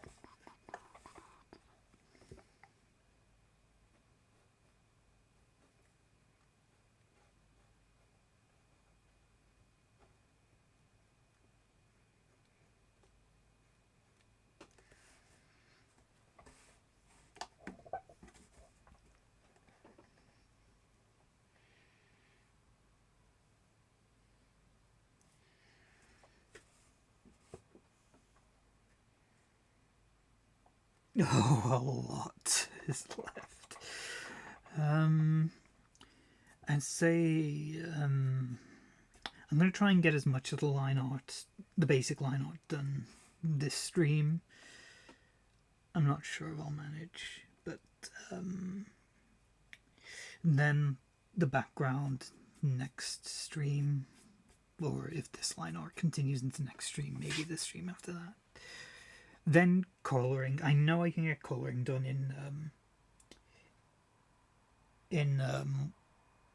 I know I can get coloring done in one stream, because coloring is like very methodical. Like I'm really weird when it comes to like line art. It's very random what I decide to do and when. It's just like this piece could use a bit of detail, so draw, draw, draw, and then oh, this piece catches my eye. Draw, draw, draw. When it comes to coloring, it's far more methodical. Like I have a very specific process where I start with the skin, then eyes and hair, then clothes, then background. Yeah, for the background, I'm going for sort of like a cracked, like concrete effect with like bullet holes and knives like embedded into it. Because it really to like sell the idea that the entire city wants her dead.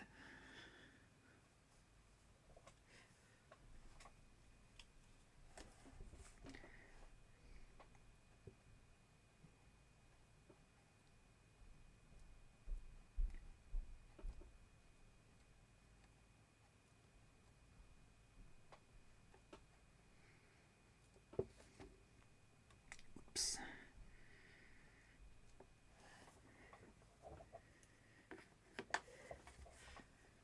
Oh, thanks. I hope so.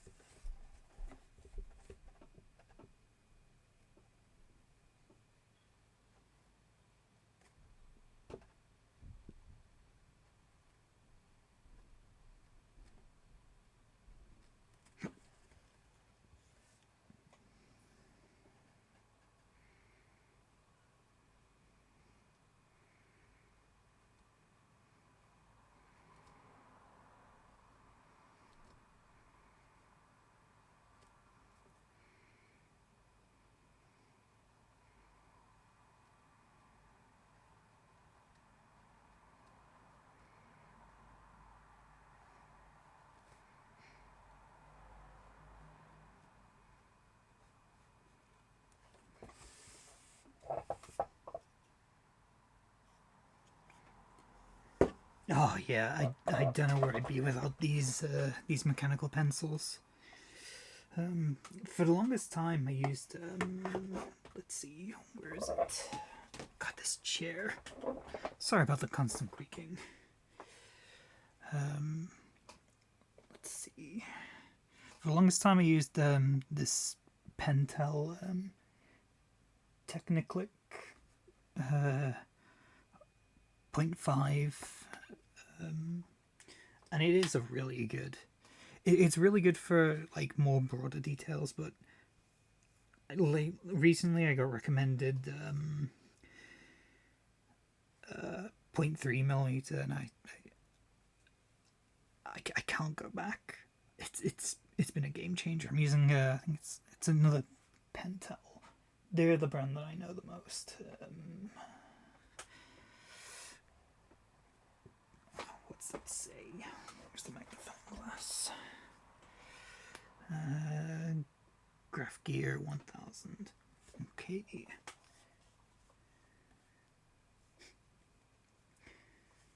Hey, if it works, it works. Let's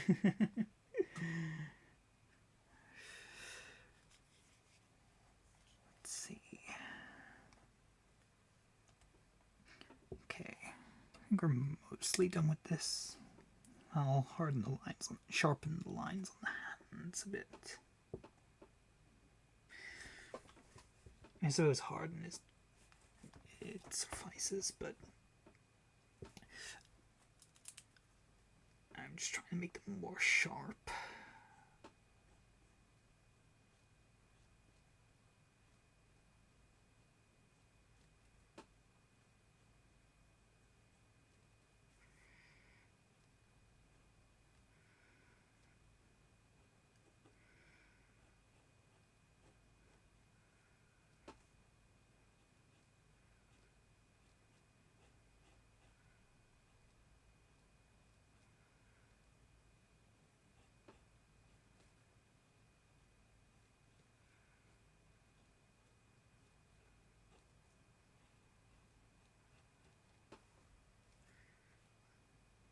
Sorry, hopefully the magnifier isn't in the way too much.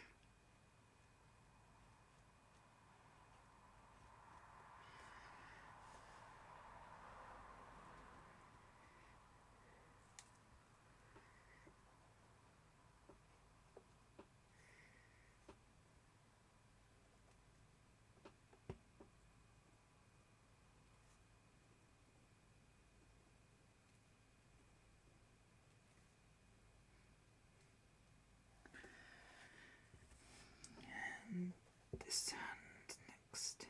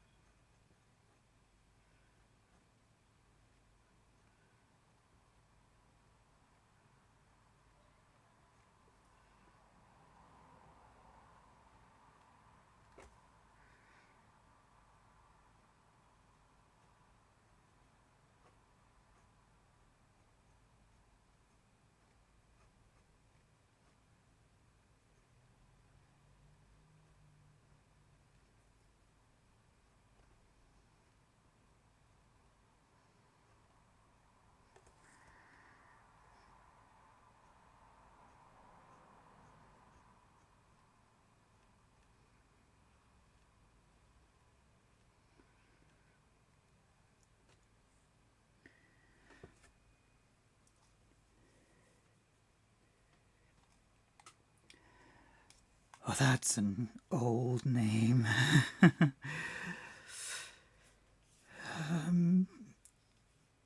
It goes back so long. Mostly because I'm just a bit of a weeb. That's the extent of it, really.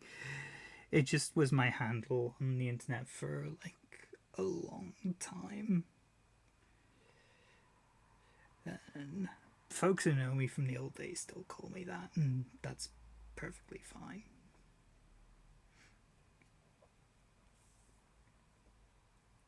I still like retain like some of that with like my current handle, which is Ini Evergreen, because the green part, because Midori is green.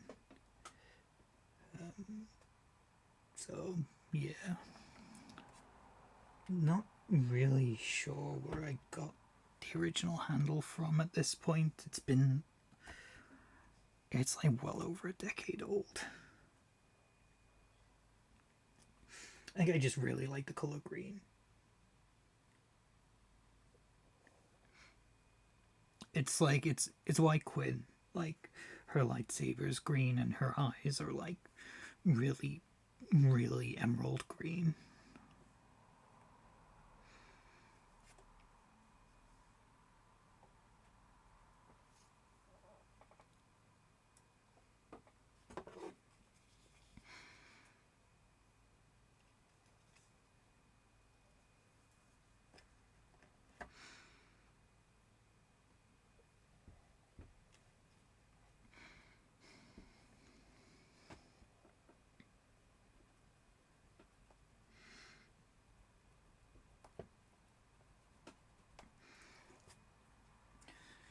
Originally, I didn't really plan on like Ini Evergreen becoming like a proper like artist handle, because basically like she is she's actually a character in like this story, and I ended up using her as the basis for my Final Fantasy 14 character, my main on that game, and so everyone over there knows me as Ini. So it stuck. How long did First Farewell take? I don't remember. Quite a long time though, because I remember like near the end of it, I did get really bad creative creative burnout. So there were some like pretty big gaps.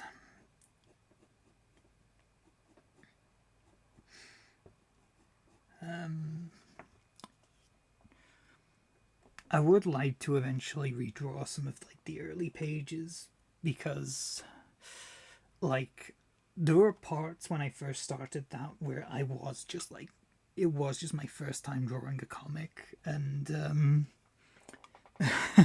I was like ruler for lines, what's that? Wait, clean panels? It'll be fine.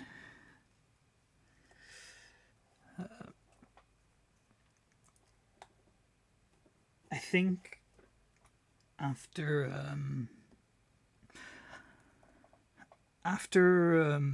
a flower, I do want to redo some of those early pages. Maybe a remaster of First Farewell. At least like the first half of it will be fun. Oh wow. Wow. I really appreciate that. Yeah, maybe a First Farewell special edition.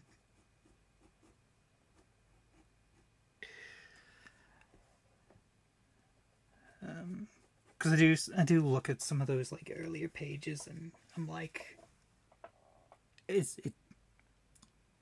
when you're an artist, you're your own worst critic. But like, I know I could do better with a lot of them.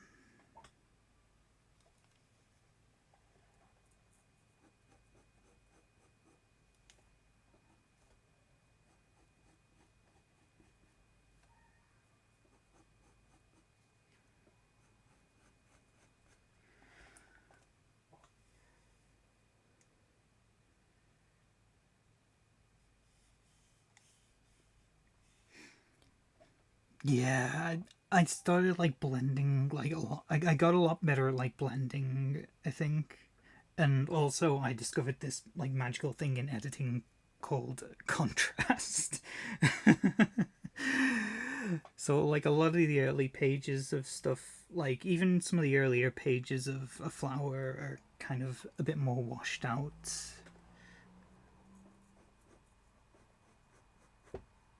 But I learning to better use to better edit has definitely helped, I think.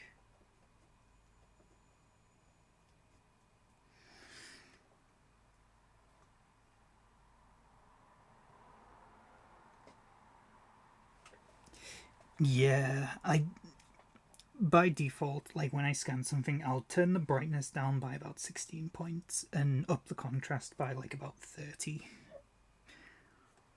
And that's like the bare minimum to like get it to like look how it does now.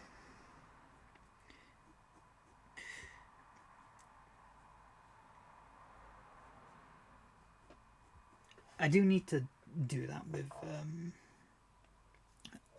the older pages of a flower.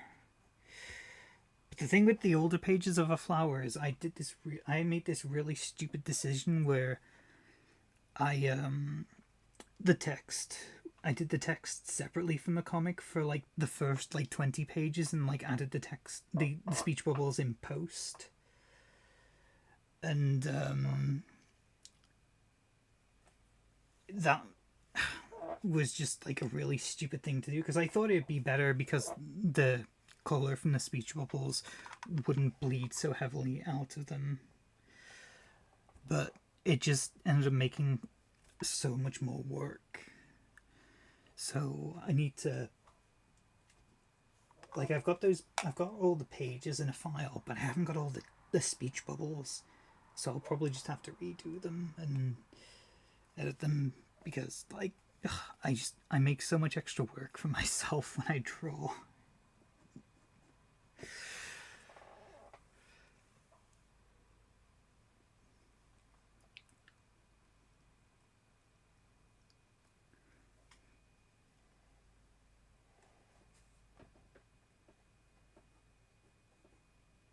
But yeah, after about 20 pages, I was like, okay, yeah, this is really dumb. So I just I did the pages with the speech bubbles all in one. Made things a lot easier. And I'm getting better at like not letting the ink bleed as well. Like that's the only thing with like markers is like they're a fickle mistress. Sometimes they want to cooperate, sometimes they don't.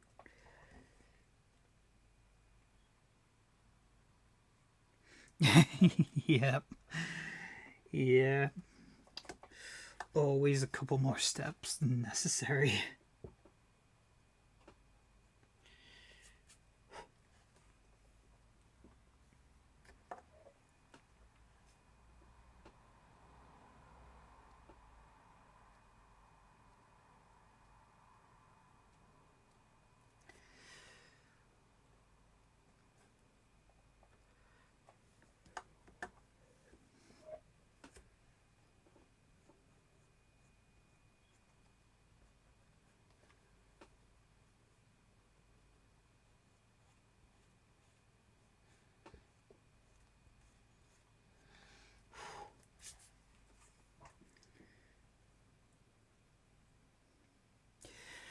Yeah, scanners are a big pain. My phone camera never wants to cooperate. Like, whenever I save, like, I take, like, a progress picture for Twitter, it's always... It's very dependent on the time of day. I have to take it during, like, daylight hours. Otherwise, no amount of artificial light will make the photo look good. But I do have, like, an old phone. Like,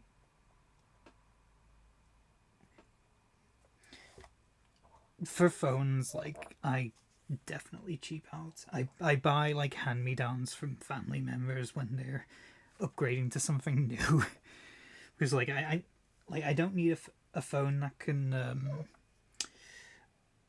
I don't need a phone that can do, like, every other thing. I just need a phone that can be a phone.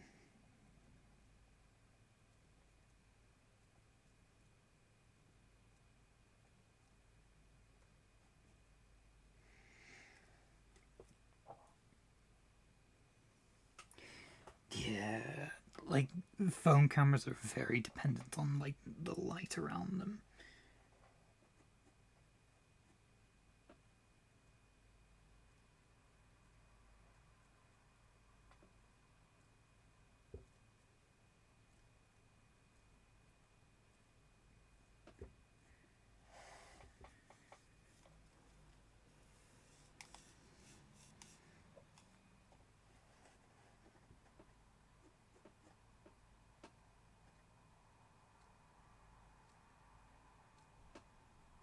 It's also, like, far less hassle, like, just snapping a progress pic on your phone and uploading it to wherever.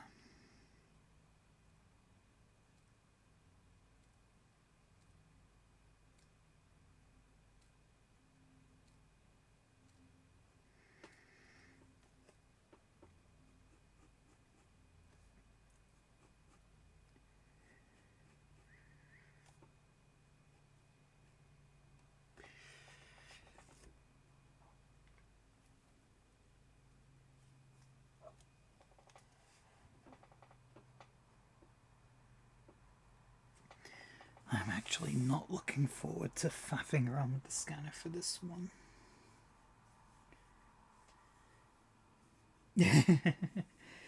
Oh, I'm happy. There's a famous line from one of my favorite characters in video games. Now I'm motivated. Virgil from Devil May Cry. Show me your motivation.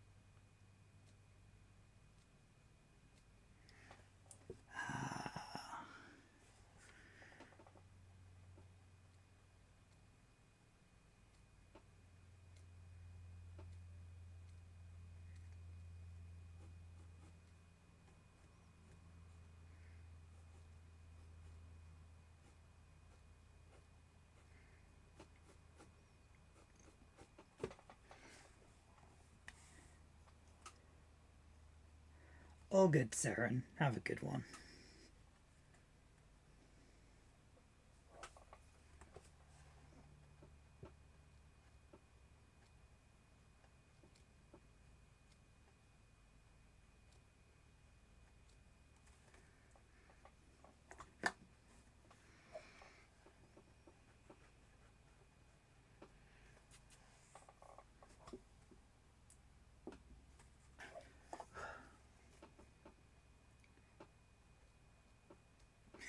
I found that streaming has been really good, like for me, in terms of productivity, because it's something like it really like I've got to focus. Like that's the whole point of the stream is like I'm drawing, so it really helps me focus like better. Yeah, it's about midnight now. How long have I been going? A couple of hours now, I think.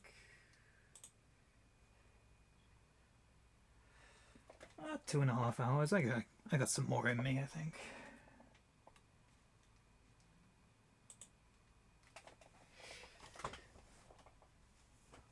Yeah, I'm when it's hot like it is here currently.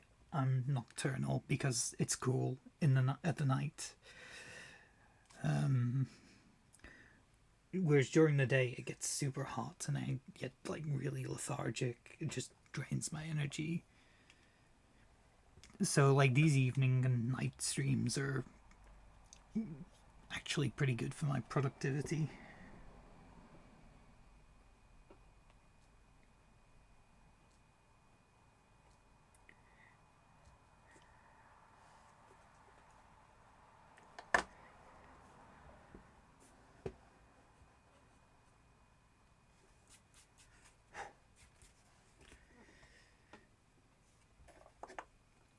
Already can't wait for autumn now.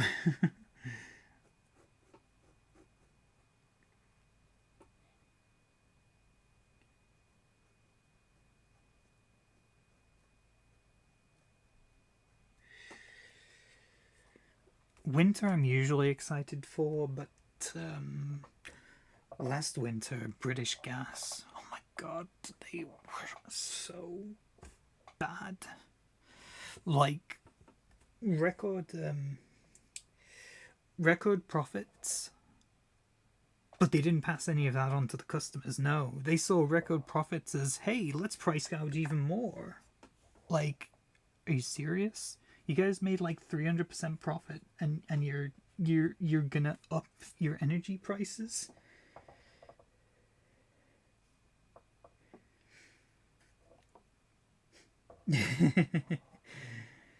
Yeah, make Mondays optional. Yeah.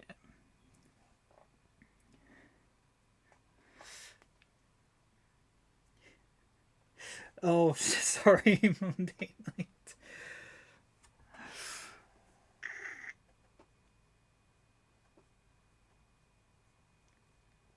Look, all I'm saying is I like Tuesday because it's Chainsaw Man Tuesday. I'm always excited for the new chapter of Chainsaw Man.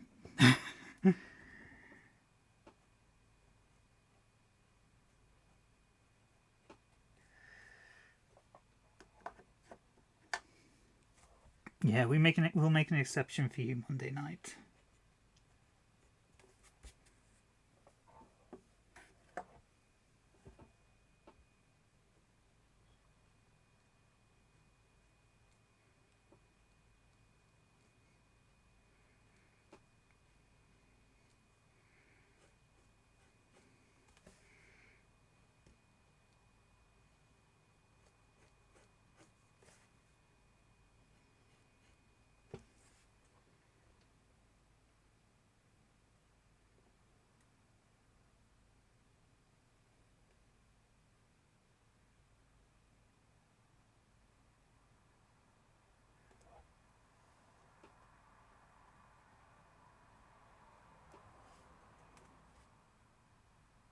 Hereabout.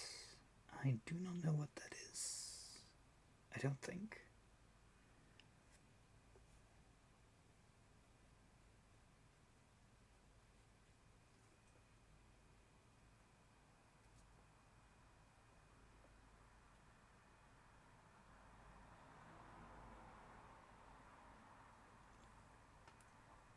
kind of half waiting for a punchline.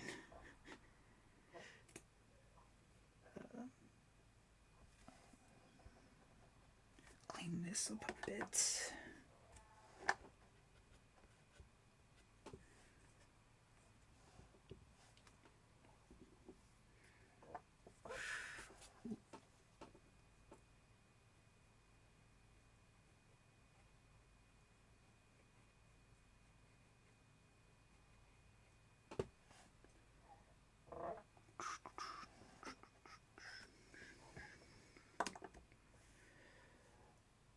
Oh, right.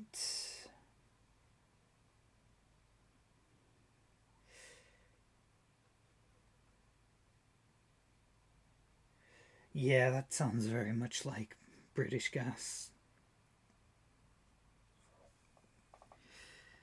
It's just energy providers in general just seem to be the worst.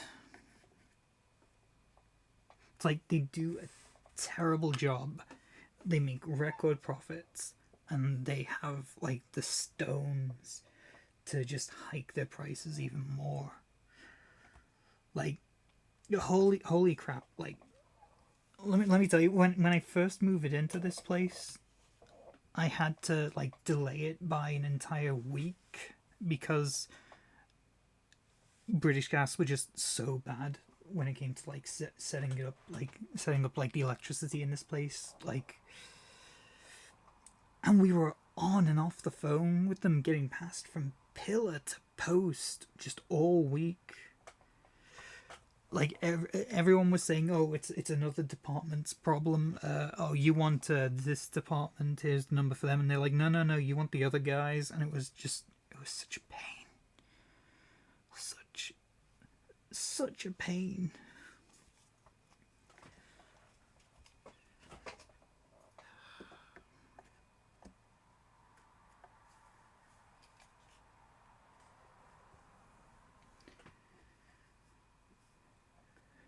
Like once my like contract is up with them, I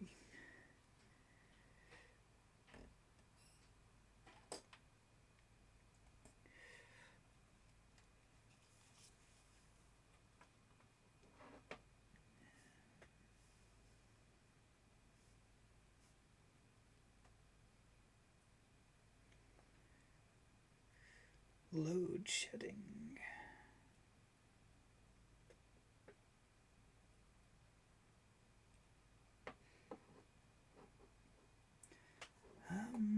I don't know. What I really don't know, like technical terms and stuff. What's load shedding?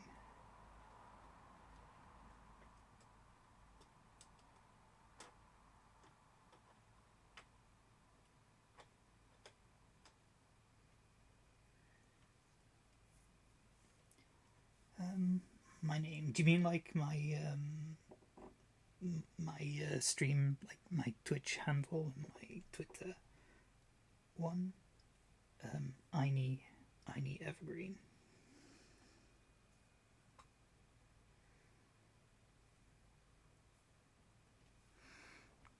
Yeah, like the E is a lot more like pronounced than it looks, which is funny.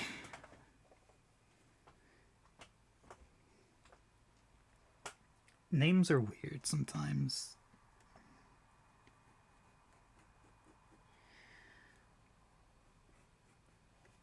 Like the A is supposed to like have an accent over it as well. Oh, right. Thankfully, nothing that bad. It's just like price hikes mostly. Oh, bloody hell, a moth. Go to the big light, not the lamp. Come on.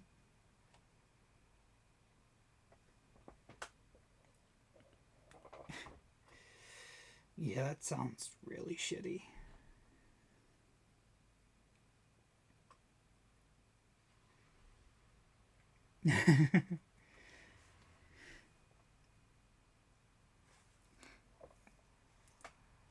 It was really funny, like when I was like playing, whenever I like first started playing with like my current Free Company in Final Fantasy 14.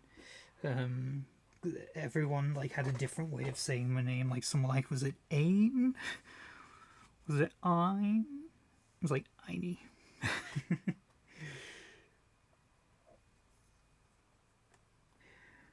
They're a good bunch.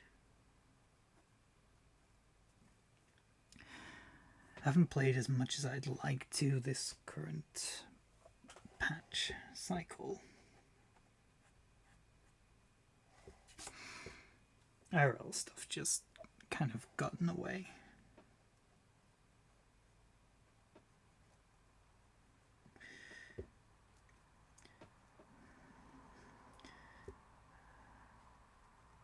But I think over the weekend I'm gonna sit down and play some more with them.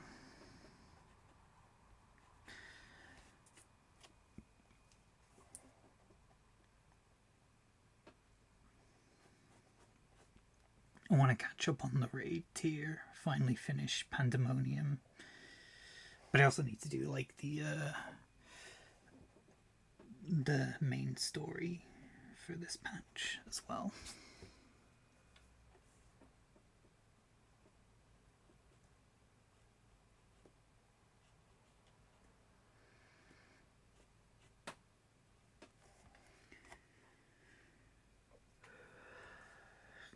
I love all the Final Fantasy IV references, like the really strong references we've got. Like, especially musically, that game has such good music, and like hearing Soken's remixes of it is utter delight. But I really want to hear the theme of love from Final Fantasy IV because that is my favorite piece of Final Fantasy music ever. Like, very close second is to Zanarkand, but the theme of love is just like, it's just top tier.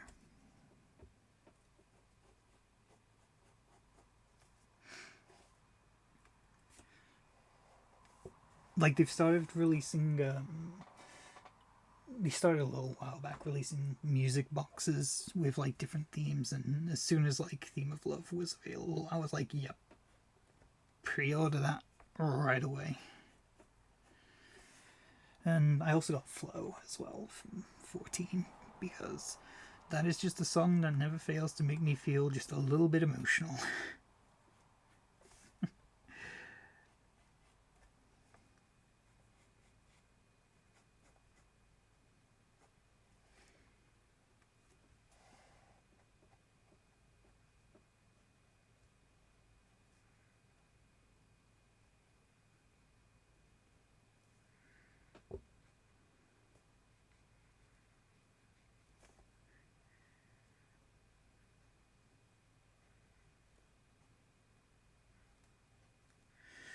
I think this side is near enough done. So the top quarter is pretty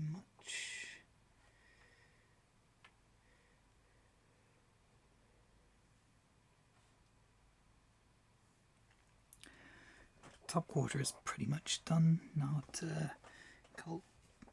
work around, harden this a bit. Actually, make sure that the camera is focused after you move it. One day I'll get the hang of this streaming thing.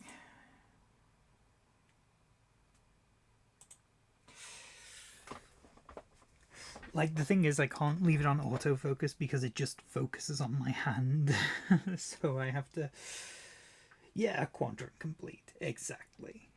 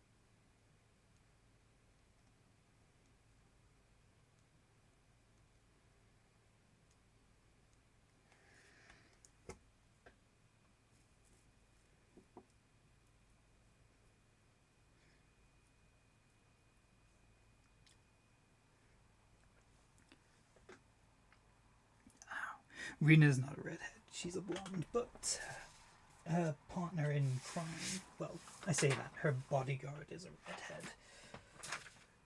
Let's see, here we go.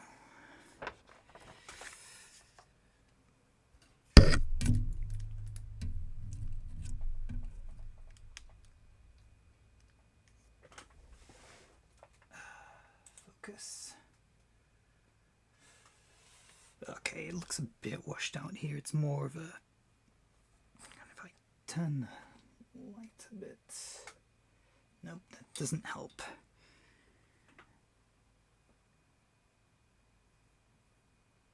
Yeah. I love freckles. Just really cute.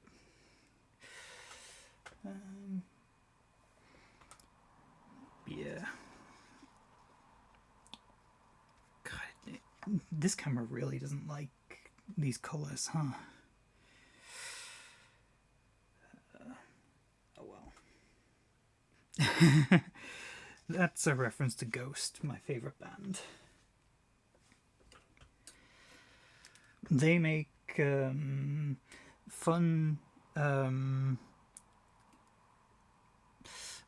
of a bit more poppy heavy metal, but also like kind of some songs sound like straight up Scooby-Doo music, and I love it. Like Square Hammer is just it's just perfect. Okay, camera, please focus. Come on.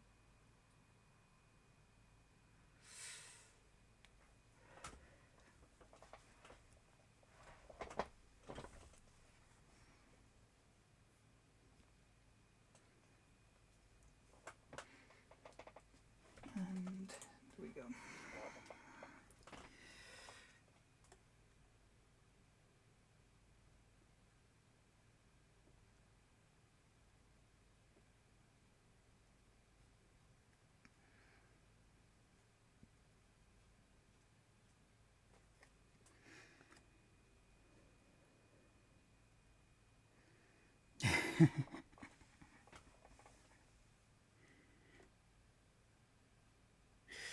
Music is sort of like a big influence for a lot of this story. It's like characters, like, you know when you have like themes for like characters in your head, like this song is perfect for this character.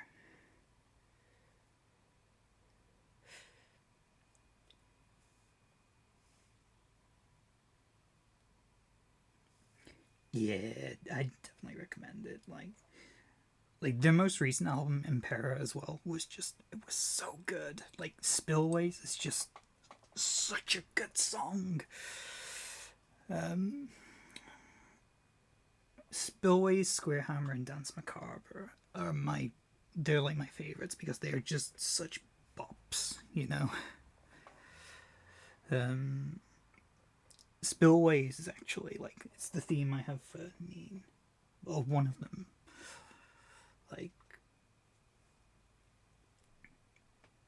yeah, it's like Square Hammer is like very like like a more like metal, like Adam's Family type vibe. It definitely has that. But yeah, like for like these characters though, like I have entire like track lists for each one. And I think like when it's time to like actually really like properly draw like the comic, I think a lot of like the chapter names are probably gonna be like song references or band references and stuff like that.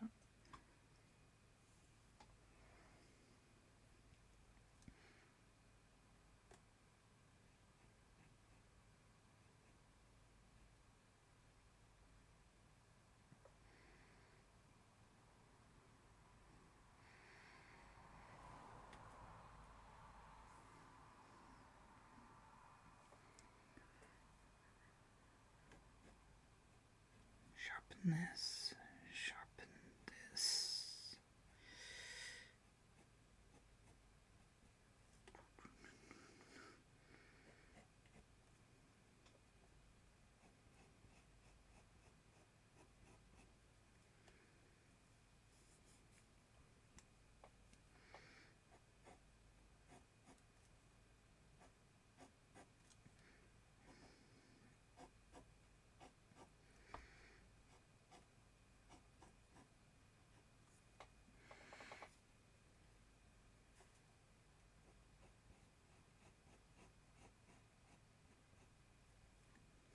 it's funny as well because like when I was like a teenager and I was like I only listened to like the really like heavy stuff.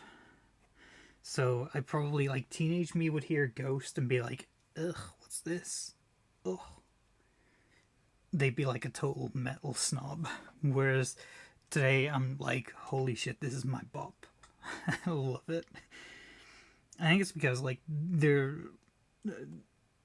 they have like a very like fun like show me way of performing. Like it's very Rocky Horror, and like I really appreciate that like not overly serious nature of it.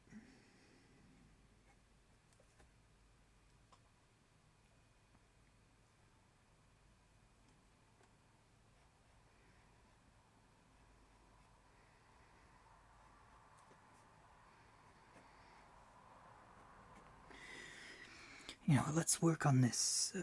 Let's work on this sweater. 1 second.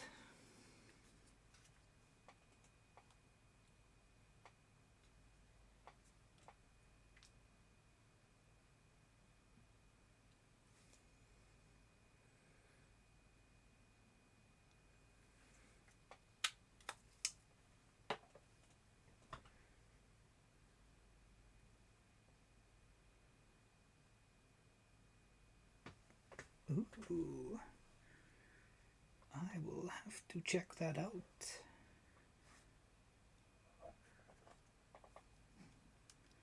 Hey, always happy to add something to the listen list. Okay, refocus camera.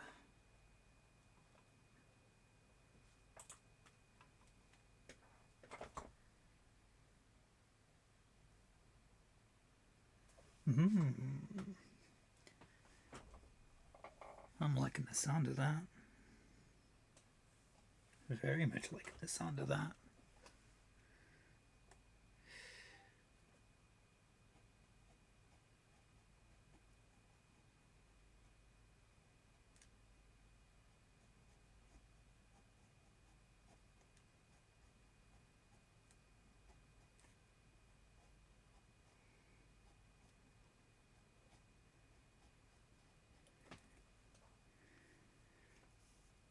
It's funny you should say that because I always imagine Rena, like her partner Neen, she has like a Louisiana accent, sort of like Louisiana, like Cajun.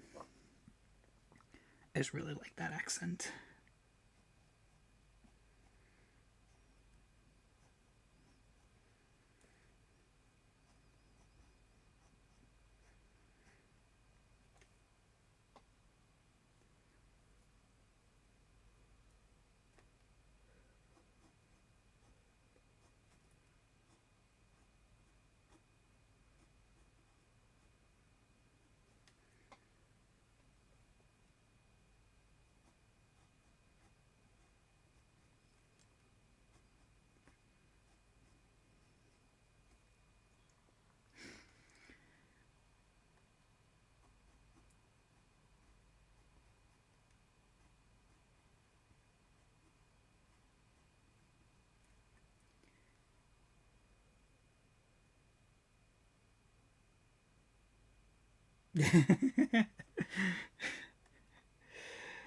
uh,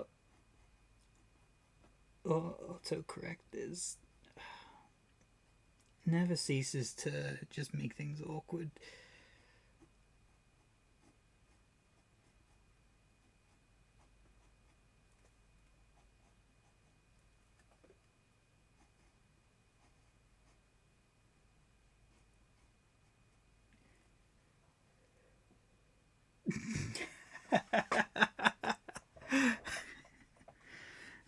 You know, some people like to nibble the ear. It's perfectly fine. We don't judge here.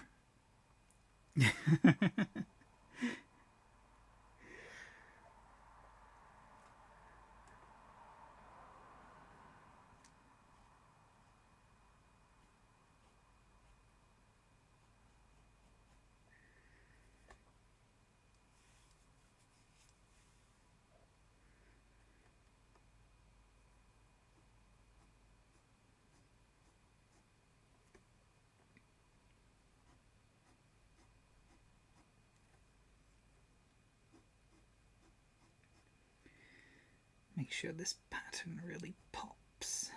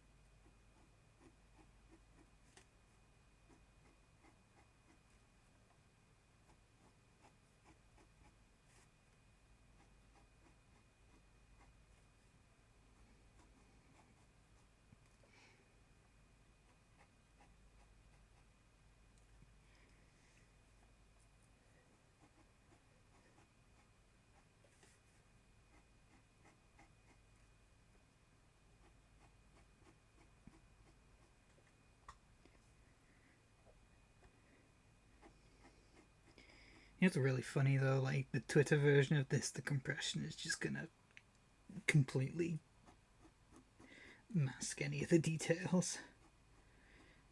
Ah well, that's why we upload to DeviantArt.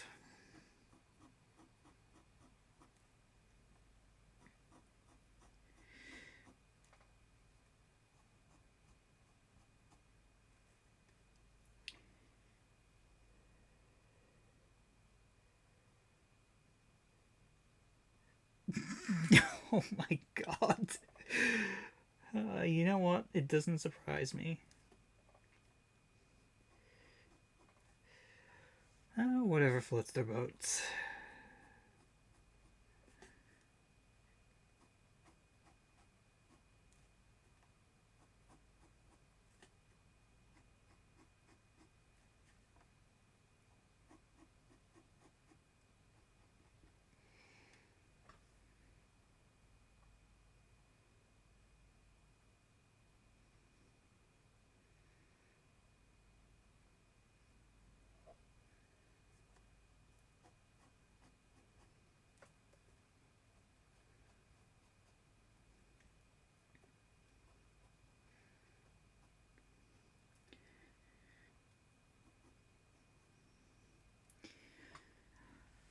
Look, I got my start as an artist on DeviantArt. I have seen things.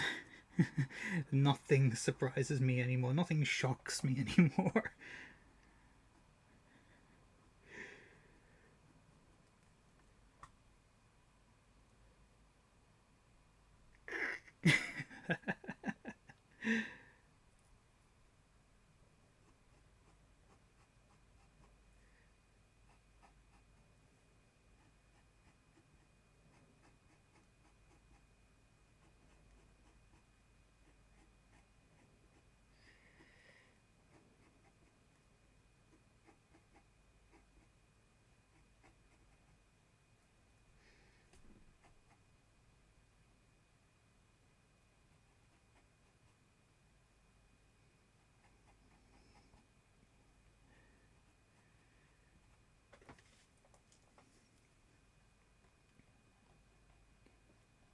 It's the wrong way.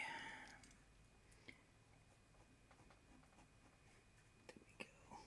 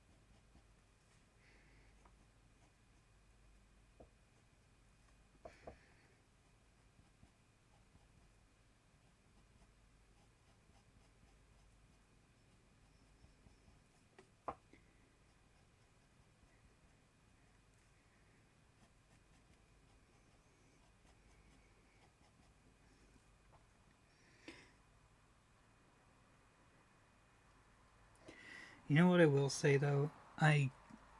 I miss the day. I never thought I'd ever say this, but I miss the days when DeviantArt's front page was filled with man-made horrors beyond my imagination, because it's better than AI created horrors beyond anyone's imagination. You think humans couldn't draw hands? Oof.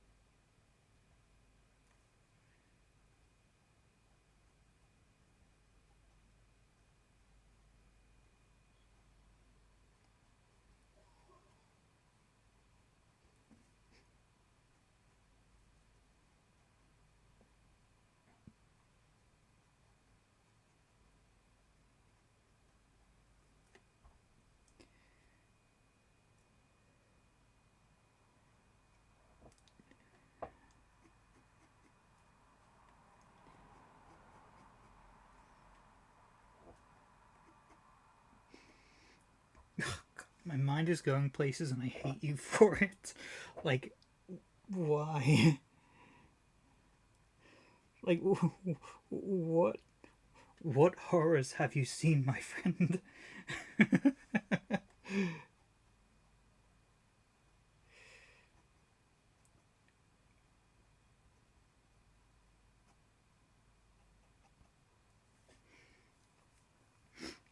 I'm reminded from that line, that that line from Atlantis. How does it go?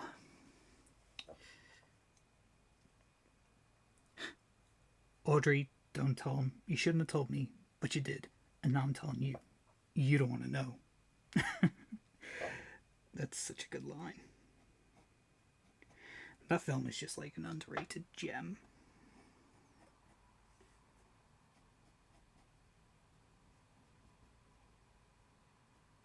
Like that and Treasure Planet, just so good.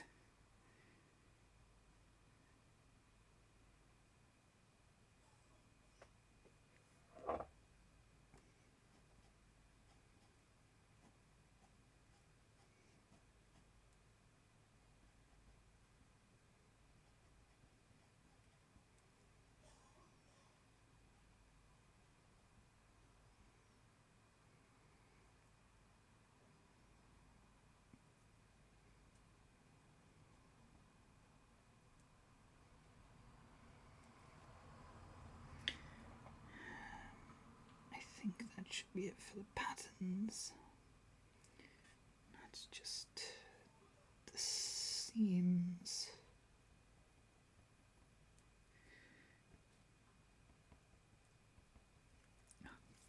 Another moth. Go away. Look, there's another light over there. It's big. Go fly around that one. Why would you specifically target lamps?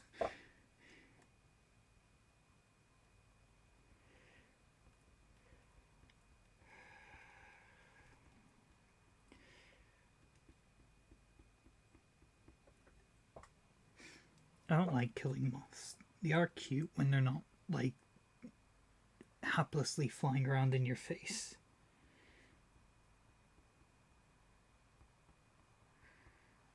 Mosquitoes, though, they're kill on sight. Cannot stand the buggers.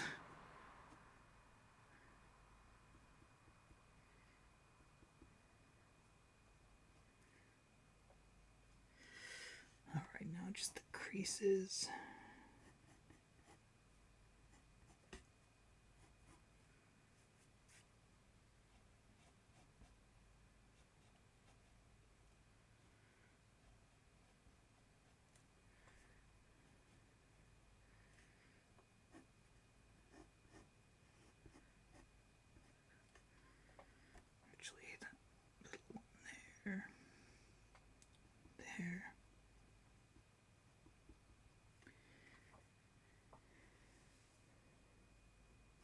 Thanks.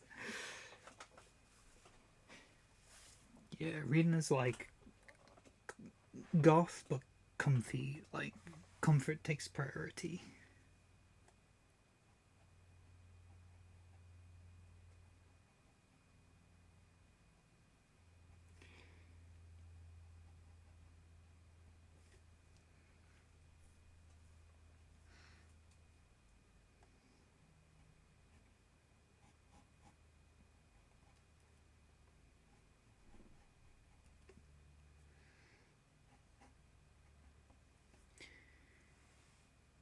And the camera, which I use, I keep forgetting what.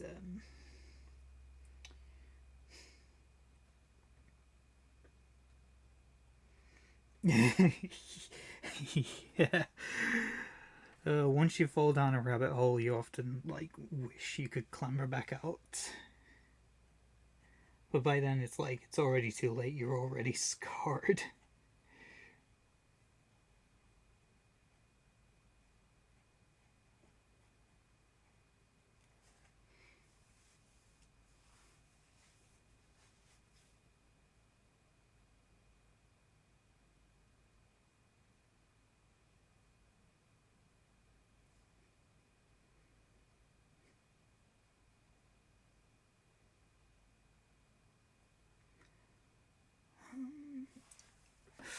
I do all that through OBS. The banner is just basically an oops an element I can disable in OBS. Which one did I use for the banner again? Is this it? Hang on. No, it's overlay. Here we go. Yeah, see, I just deactivated it like that. And the background's just some random space thing that I found.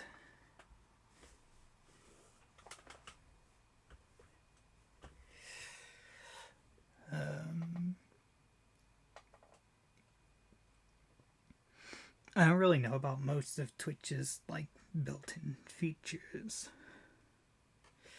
And I'm trying to figure out other stuff as well, like Nightbot. When I first tried playing around with Nightbot, it was way too aggressive. Like someone joined the chat, like a friend, and just said like one thing, like, and it was like, "Hey, you're spamming," and it's like he very clearly wasn't. What the hell, Nightbot? So I had to disable it, and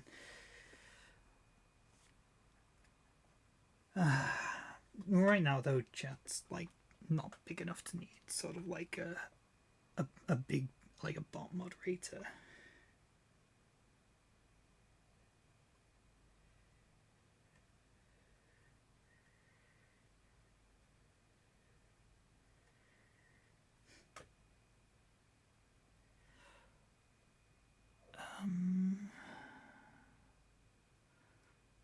Audio was actually a bit of a nightmare for me at first. Like my first stream, I was using a headset with a mic for it because I didn't have anything else.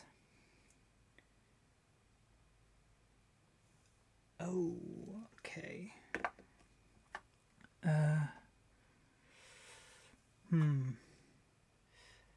Can you hear me Monday?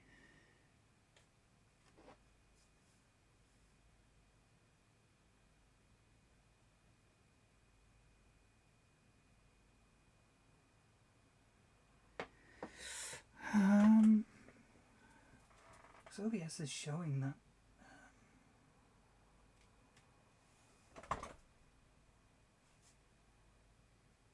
Oh, okay. I was worried for a second there because that's good. Because like my first stream was like a nightmare audio wise. As I was just saying, I was basically using a headset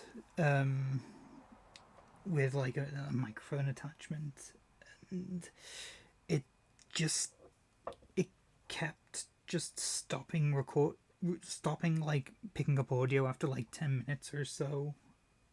and so every 10 minutes I was like turning it off and on again. It was uh it was not good. So very next day I ordered like an actual proper microphone, and so far I think it's been okay. I could probably do a lot better audio wise, to be honest, but in terms of like learning how to properly use this thing,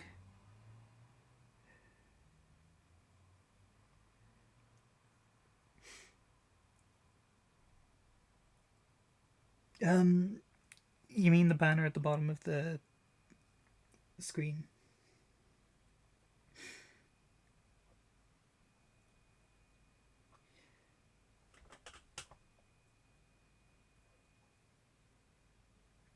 Yeah, that's just an overlay that I have in OBS. I just have like the clear PNG like saved in a file on my computer for like different overlays and stuff, and I can just like activate and deactivate it in OBS.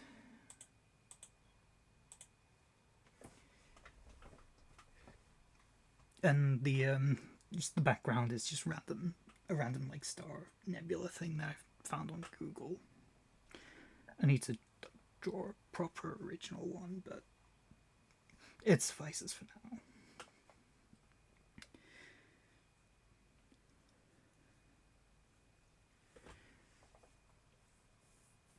Okay, I think I'll do some more work on hardening these lines, make sure this is all detailed. I think this is looking decent already. The zipper on this side could do it with a bit of work.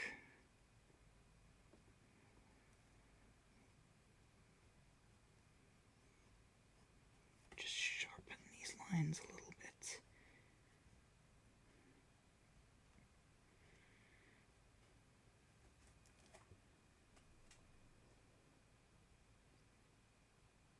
Oh yeah, that's another. For the chat box, I use Stream Elements.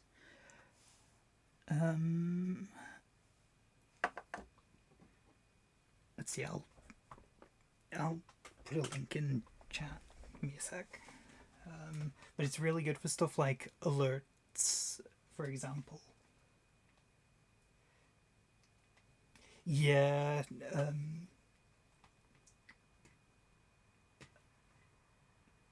It sounds really complicated, and at first I was like, oh my god, this is so overwhelming, but it actually is. It's quite simple. Let's see. Stream elements.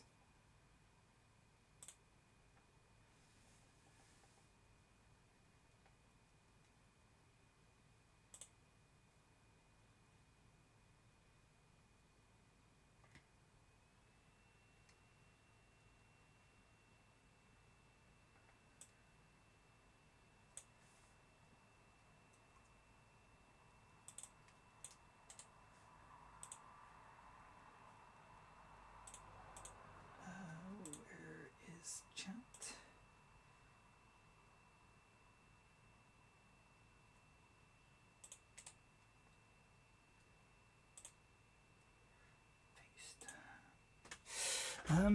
No, I've actually just got a really like just like a cheap webcam that I've had for a couple of years that I'm finally getting some use off of. It's just on an arm mount, and I'm streaming from my laptop. But Stream Elements is really good for stuff like overlays and chat. For example, like if you want chat on your screen, and there are lots of different ways to do it. It doesn't have to be a box like that. And there are other sites as well, like Streamlabs.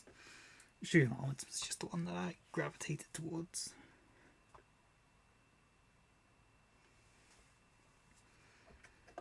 Hey, happy to help.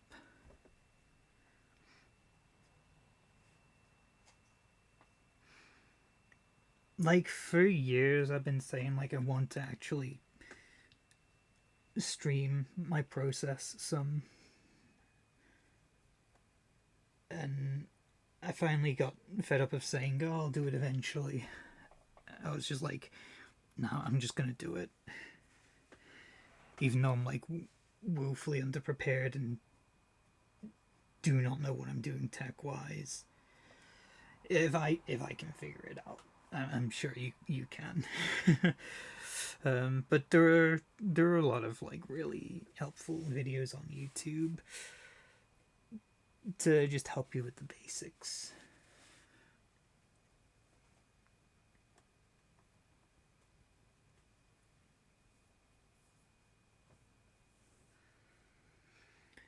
Let's see, this camera was what I was working on actually.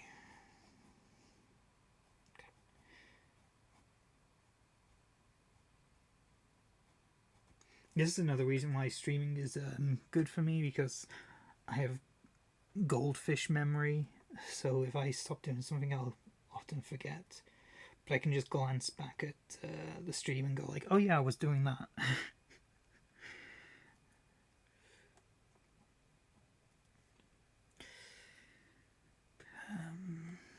What was her camera again? It was a Kodak Ektar.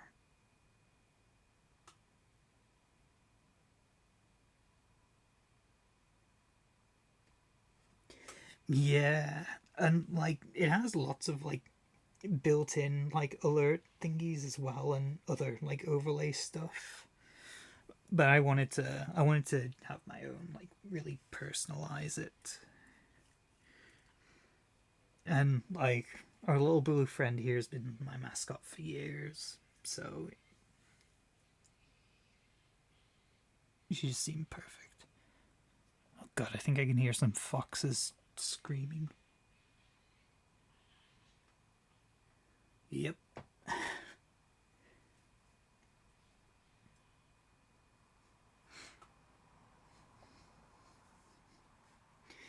Yeah. She's always been my mascot and probably always will be.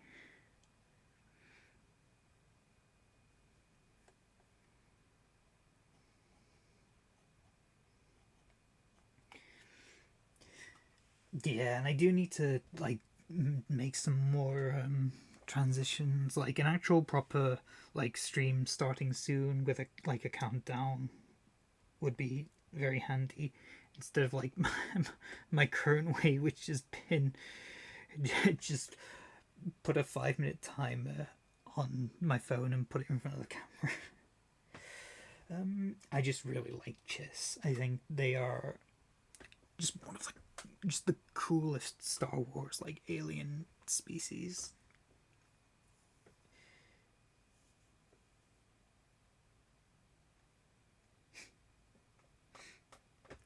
The foxes sound anything like the foxes around here. Just they say like the dying screams of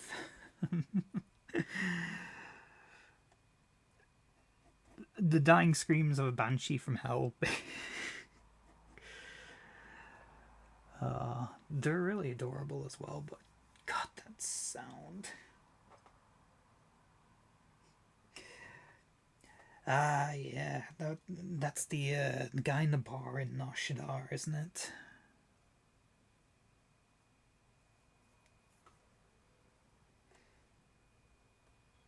Yeah.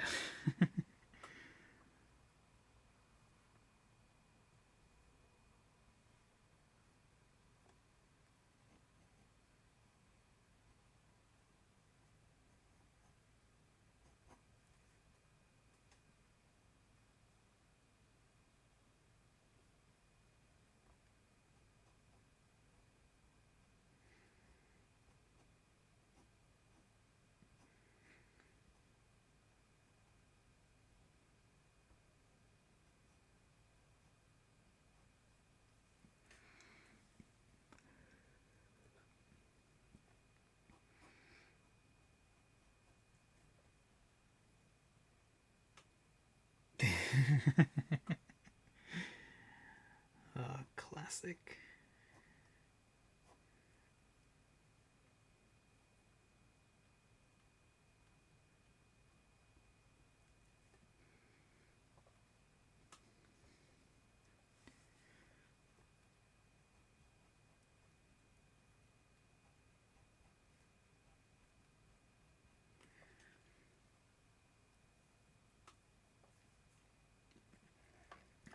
Um, no. Her accent is. It kind of like evolves over time as she grows up. Um, it's hard to kind of describe it. It's kind of. When she's younger, it sounds a bit more like. Because at the start, she kind of only speaks like broken basic, like bits and pieces that she's heard while living in the slums of Nashadar, along with like myriad other like languages, like the kind of cipher text that I use for like alien languages, which is actually just Albert from Final Fantasy X, because it's just the perfect cipher language. Um,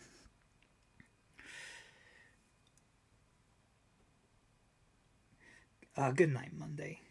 Been great having you here as always.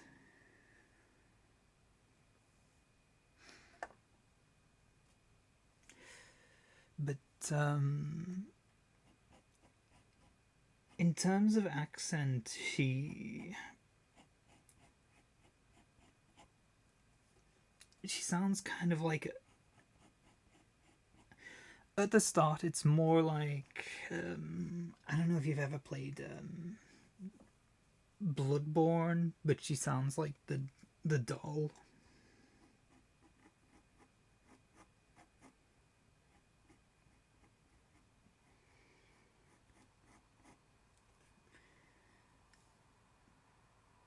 But as she grows up and is becomes like a lot more like confident in her way of speaking, she tends to sound a bit more like Ronnie, the Ronnie the Witch from Elden Ring.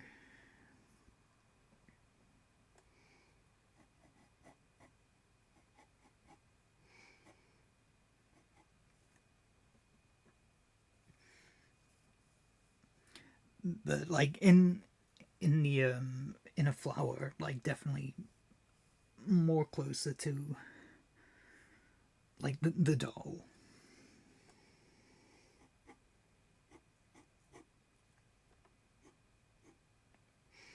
And like her pronunciation of like some words is a bit like I don't want to say stilted, but maybe a bit like whenever like for example if there's a conversation where the word the is she's like very hard the.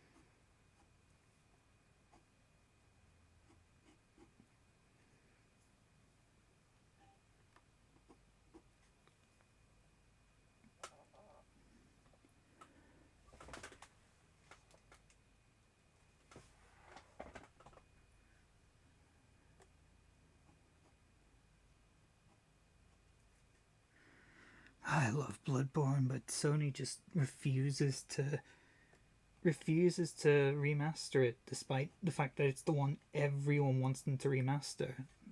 Like, hey, you want a remaster of the greatest Souls game ever? Well, here's Demon Souls, which isn't a bad game, but like everyone wants Bloodborne. I mean, it's nice that we get Demon Souls, even if they kind of downgraded the aesthetic a little bit. But just give us Bloodborne on PS5 or PC, like you're doing with a lot of your games now. Like, just give us a PC version of Bloodborne so we can play it in like actual frame rate.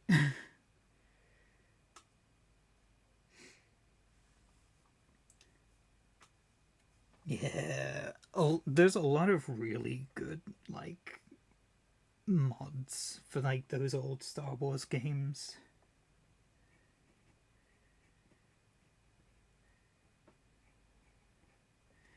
Like, was it Dark Forces?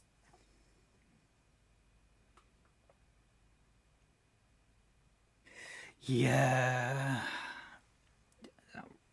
I hated that. It was just next gen exclusive. Because Fallen Order was such a good game. Like, oh my god, that game was so good.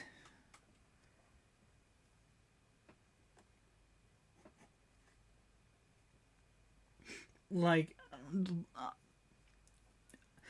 I've not like hidden the fact that I'm very critical of like a lot of post Disney Star Wars like works, but there's not a bad thing I can say about Fallen Order. Like, that game is just bloody hell, those foxes.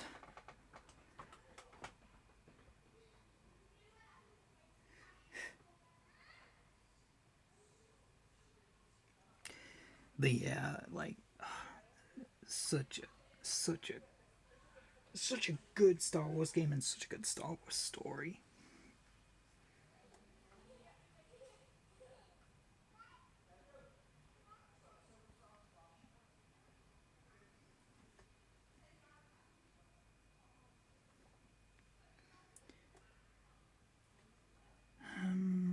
I'll work on this lower part of the jacket next, or maybe the skirts. No, jacket. One thing at a time. I need to stay focused. Speaking of focus, camera, where are you? Let's see, left there. That seems like a good enough spot.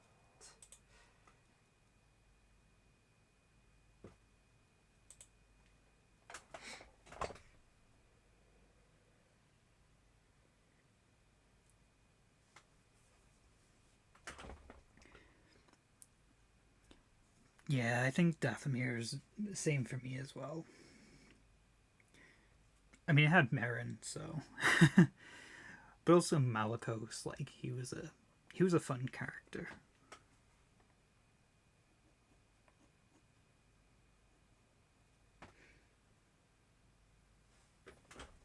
Dathomir is just one of those planets that is just so steeped in Star Wars lore as well.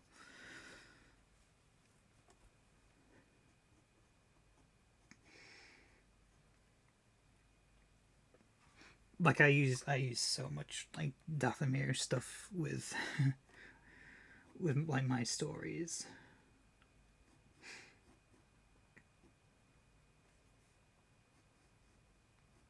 Because like Black Magic Squadron, all witches from Dathomir.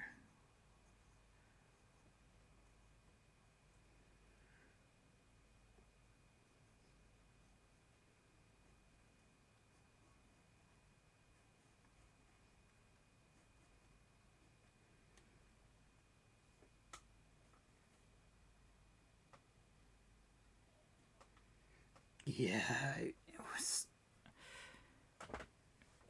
such a. The whole game is just so good.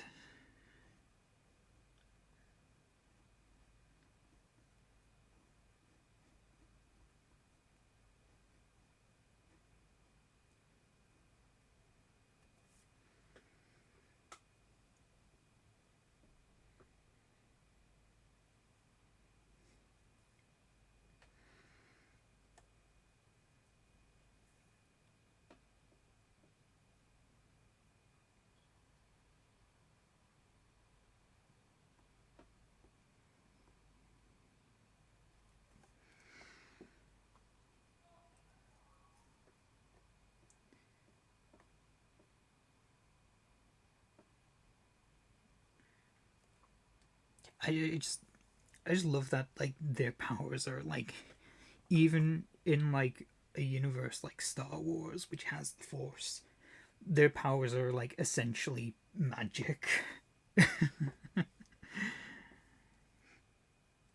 It's so cool.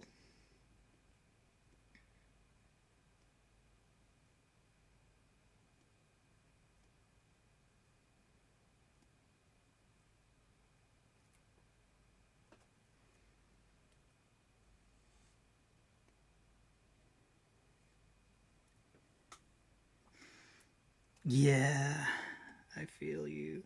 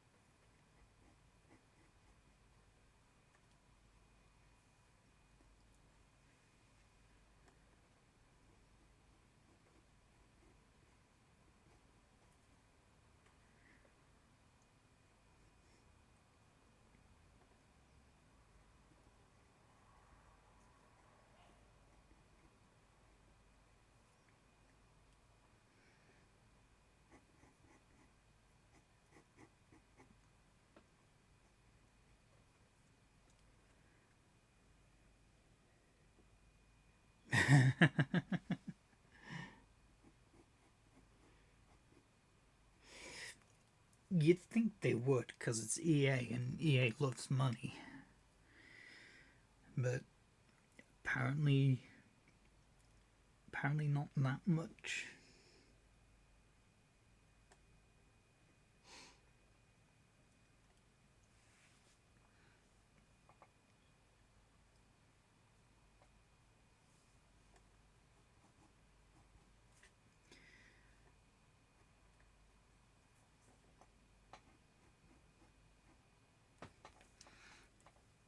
This line's a bit needs a bit of cleaning.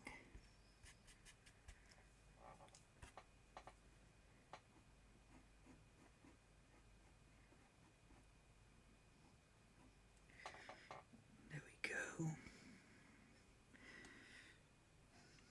Alright, I think now it's time for the skirt.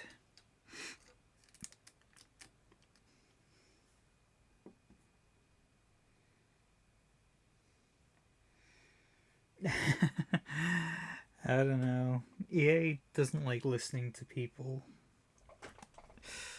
unless like they're getting like overwhelmingly negative criticism from microtransactions, which even then like they only buckled with Battlefront 2's microtransactions when Disney was like, yo, this is a bad look for us.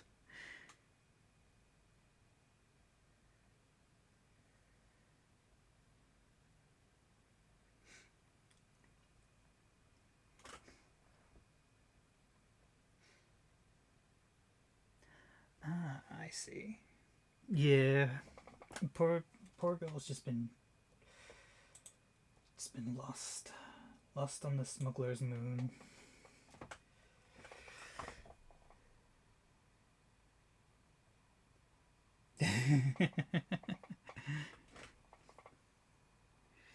Gonna go all commando droid on them.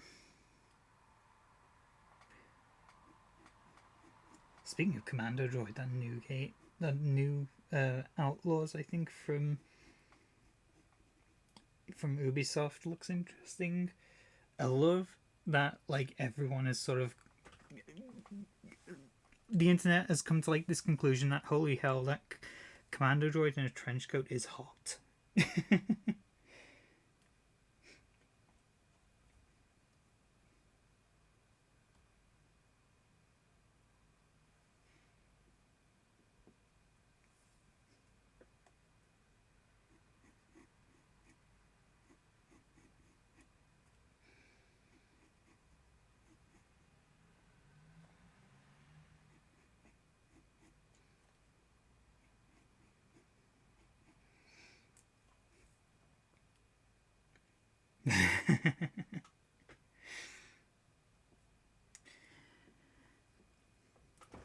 And yeah, I do actually really enjoy drawing looks like that.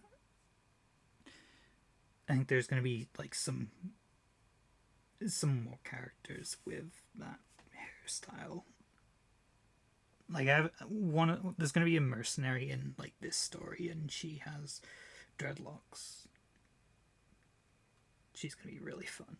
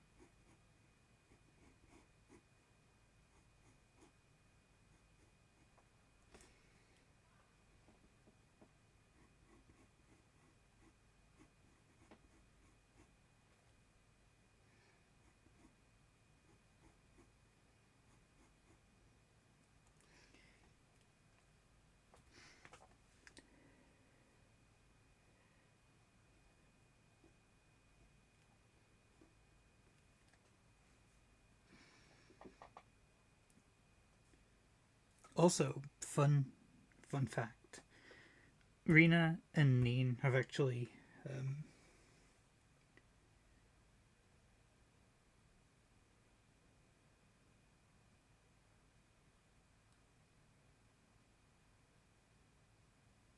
Oh, nice, nice.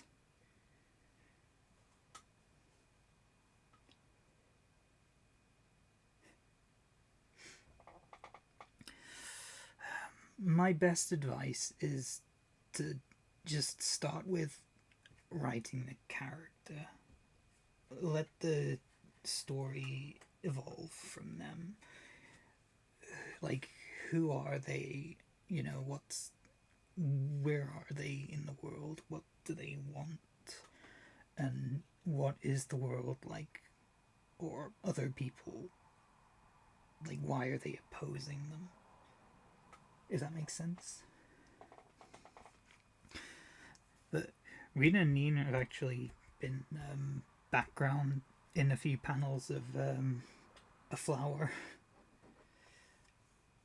Can't remember which page.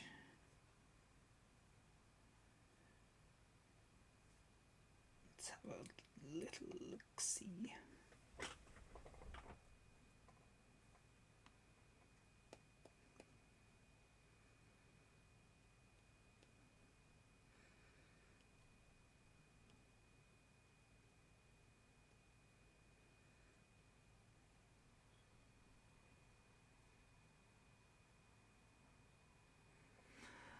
Ah, I gotcha.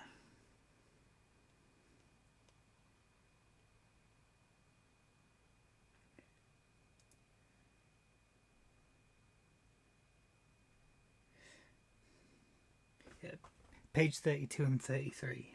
Saving a spot for Nina and Rena.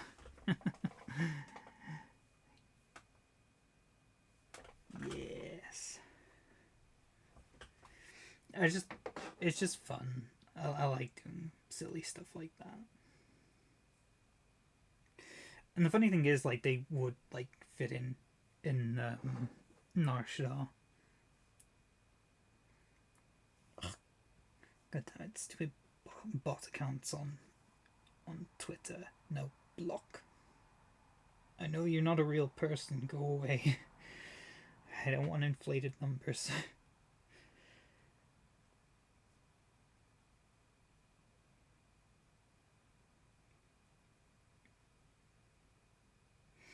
Ah, I gotcha.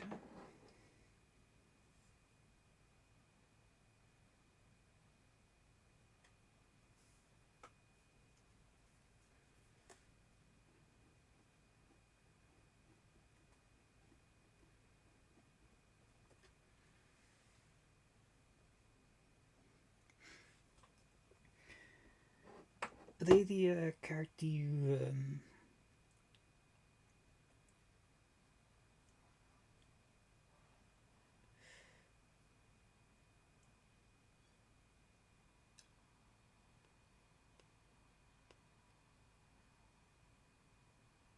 you've got on your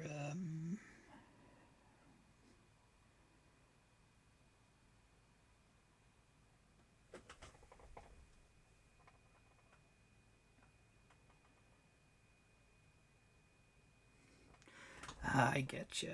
Yeah, yeah.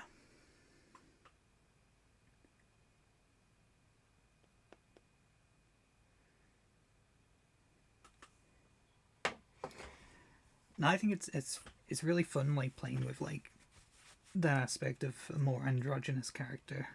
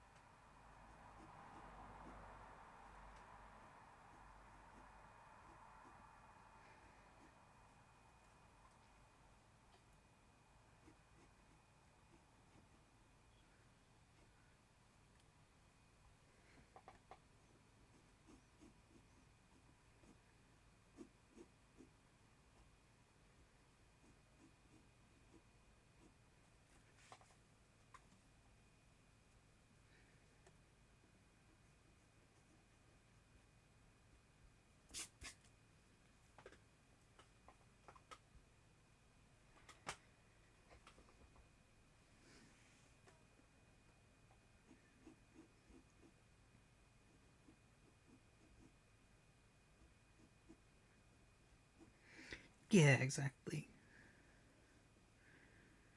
Have people like relate to the character without sort of like any notion of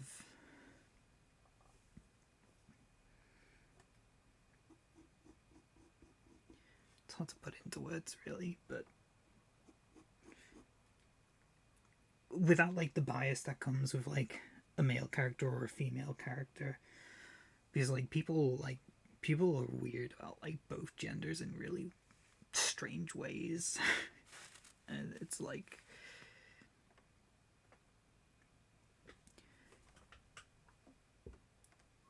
yeah, people just get weird sometimes.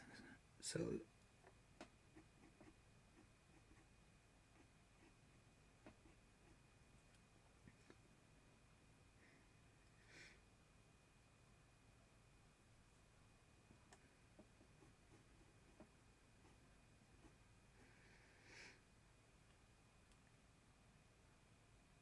like especially like when like gender's concerned because like there's this weird like thing in media where just everything is political and I hate it. It's like you know if there's a male character it's like you know people say like toxic masculinity. If there's a female character everyone's if people say like oh it's a Mary Sue and it's like just I I don't care. Just write good characters. I don't care about your personal politics or your agendas. Just I'm literally here for escapism. The real world is already grim enough without involving it in our escapist hobbies. Just enjoy shit. If you like something, like it. If you don't, focus on something you like. Life's too short to be fussing about stuff like this.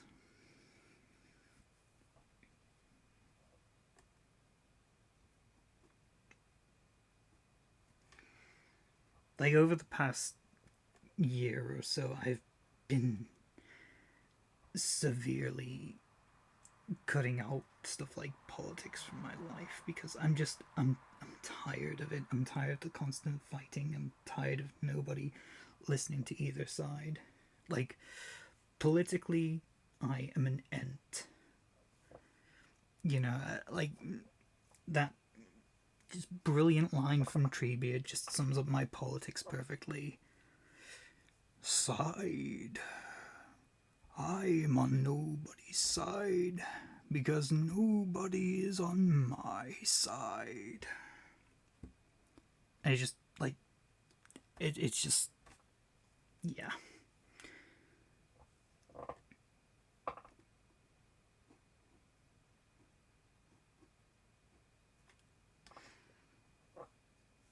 It's just life's not fun when everything is just when everyone sees everything through lenses and stuff.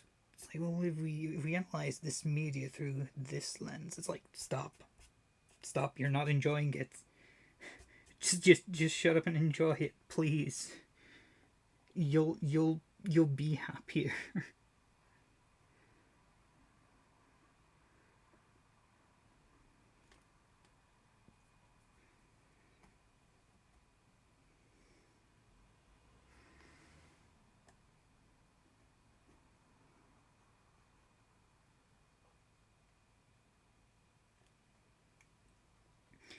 Yeah, same. Definitely relate there. Which is funny because, like, lately I've seen so many, like, really bad takes on Grey Jedi. People like, it's funny. People want Star Wars to be about shades of grey until it becomes the Jedi. And it's so weird.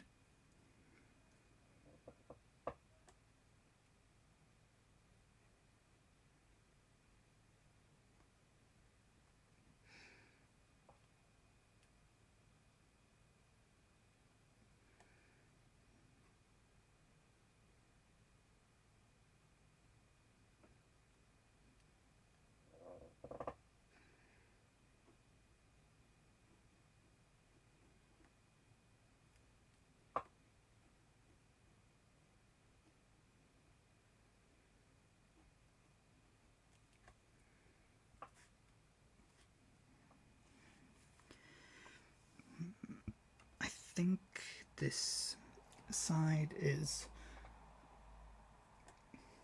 mostly done because I think I did this. This is where I started last stream, like in the hardening process of hardening of the lines.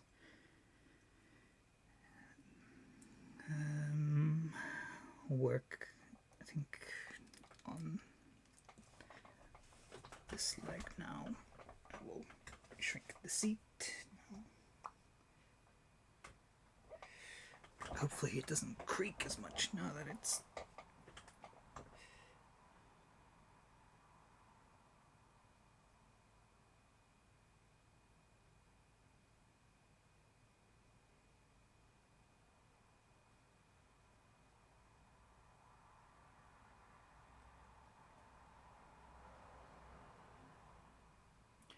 Oh yeah, like really rough.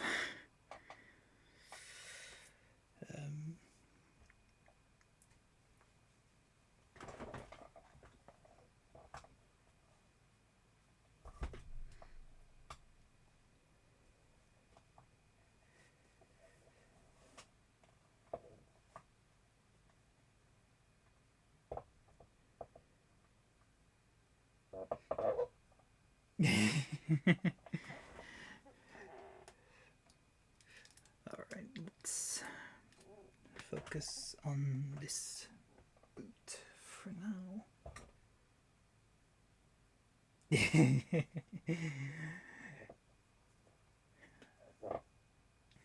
It's funny, like, autocorrect never works when it actually is needed. But it always works when you don't. It always. It's so dumb. No, I appreciate that. Okay, let's move the light a bit. Refocus the camera again for the umpteenth time because I keep moving it. And I'm going to move it again because I want to try and get the whole leg in.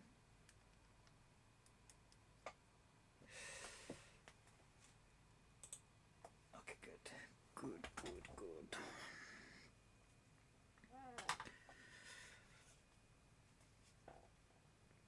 I think this strip of tape up here is fine. Not tape, film, camera film. Blech.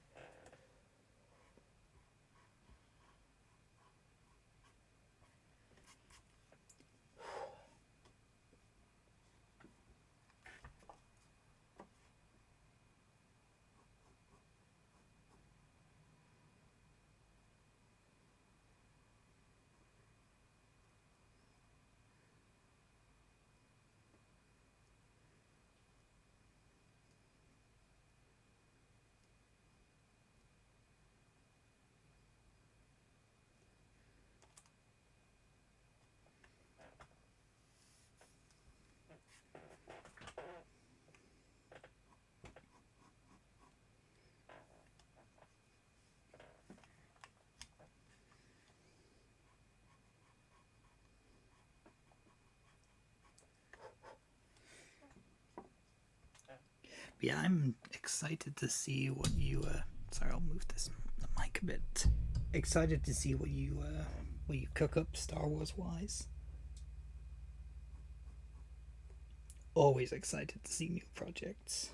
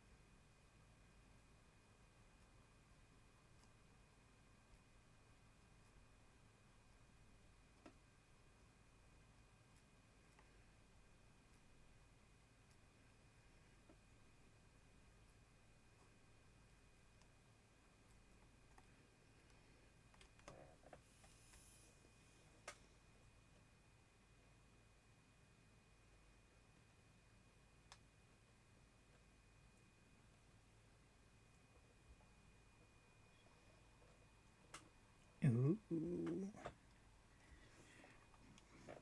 Cool, me intrigued.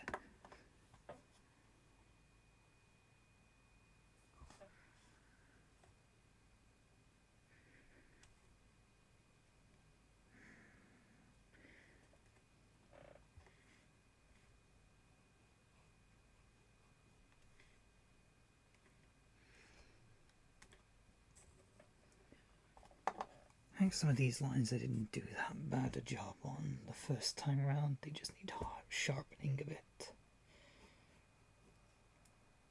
Some do need redoing though.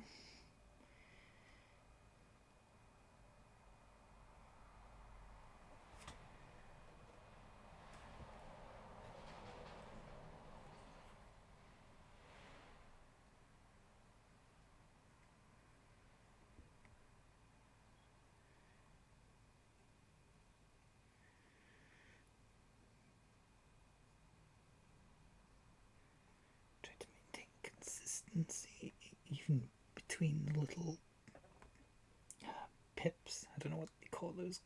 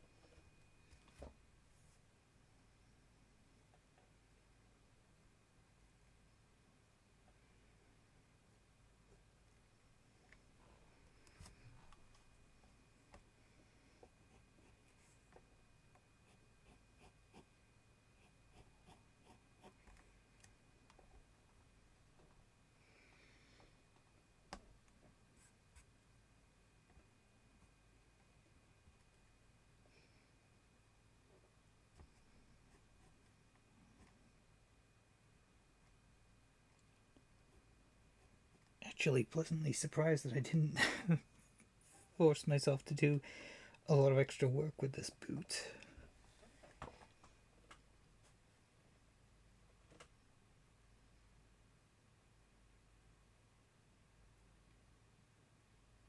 Ooh, very interesting.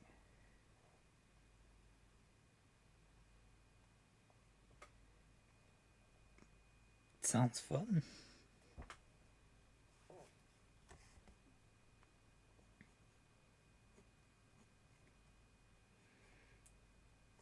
Really cool to see what people do with like artistic liberties.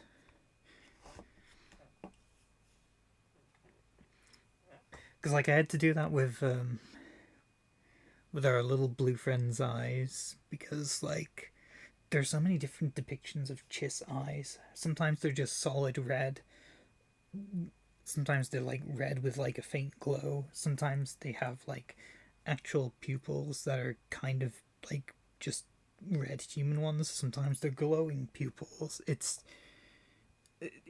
There's like no like real solid consistent thing. So I went for sort of like a glowing pupil thing because it's just she's more expressive that way. If it was solid red, she couldn't be nearly as expressive.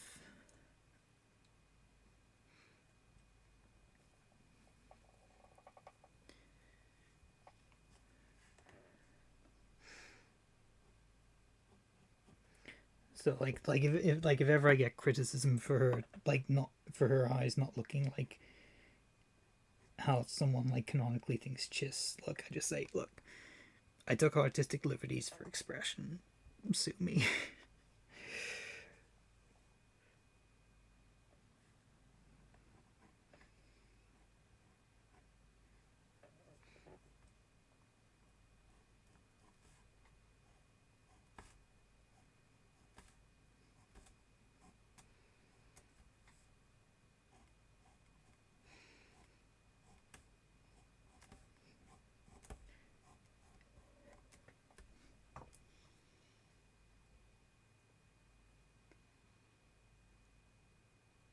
Yeah,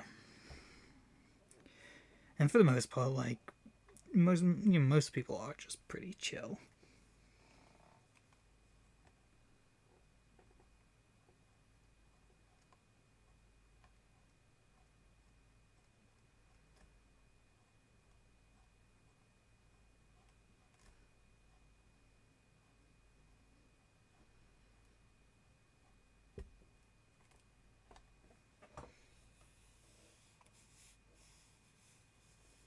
Oh, I really appreciate that.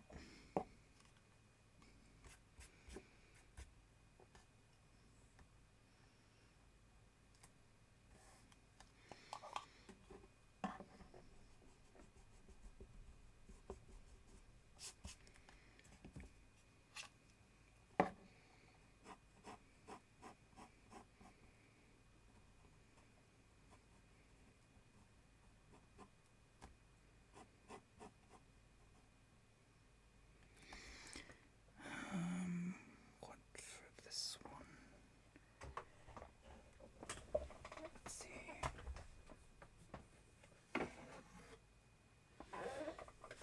Okay.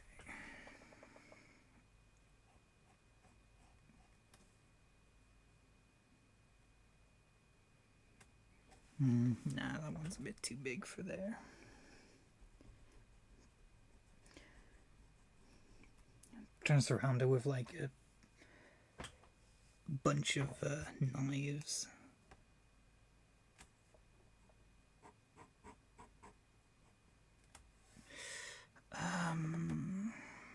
No, I think I know what would be a good one.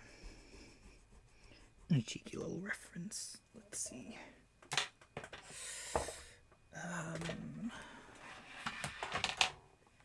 Let's see. Krause's knife from Resident Evil 4.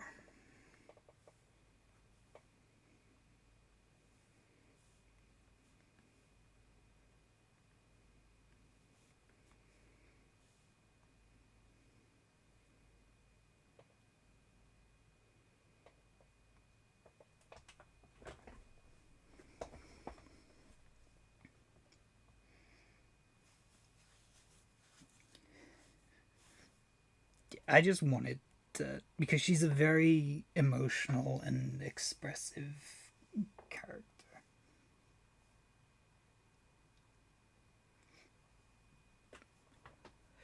What time is it? Oh wow, it's nearly 2 a.m. I did not realize the time. I'll probably finish this knife. Call this stream, I think. I Next stream I definitely finish the line work and start working on the background proper. Let's see, it goes like that.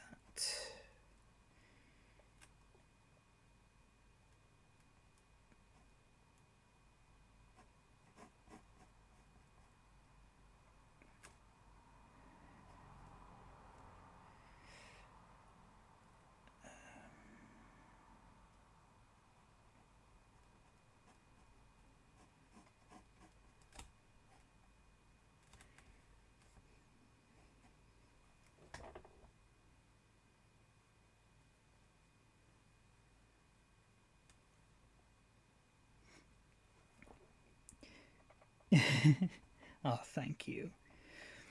Yeah, she is just such a joy to draw as well. Like, any character that's like that expressive is just really fun. Let's see, and then it goes like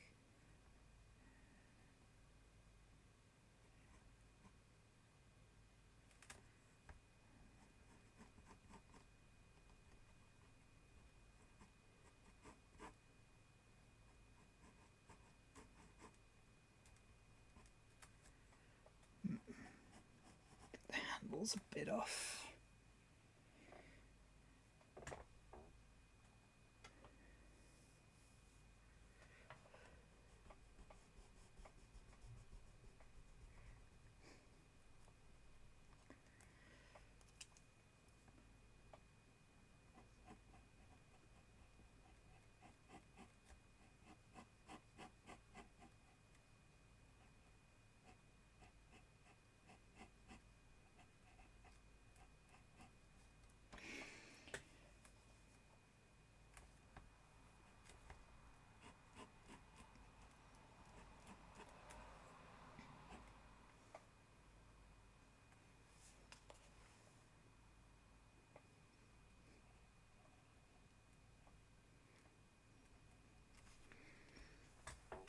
There we go, Krauser's knife from Resident Evil 4. Because I love just putting goofy references.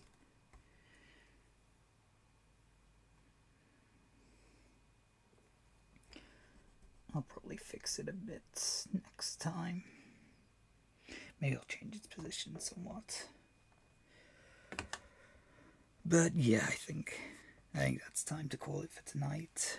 That was a really fun stream. I thank you for showing up, and again, like, thank you for the support as well. I genuinely really appreciate it.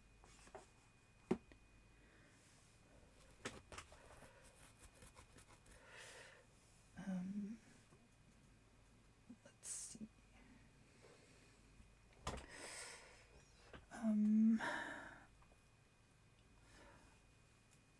I think so.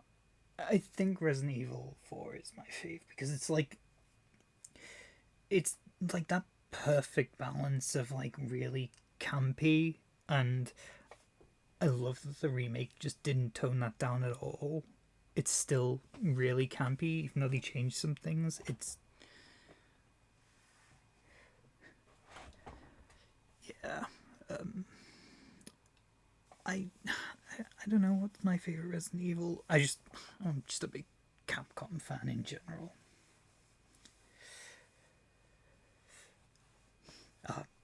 No, the pleasure's been mine. All right, I really should be heading off. I'll try to stream again sometime soon. I usually announce it on both Twitter and DeviantArt anyway. I don't really plan these streams. I don't have a solid time, especially not during like this heat wave. It's really when it's comfortable to draw. This is when I. But yeah, I will need to like set up a schedule sometime, figure something out.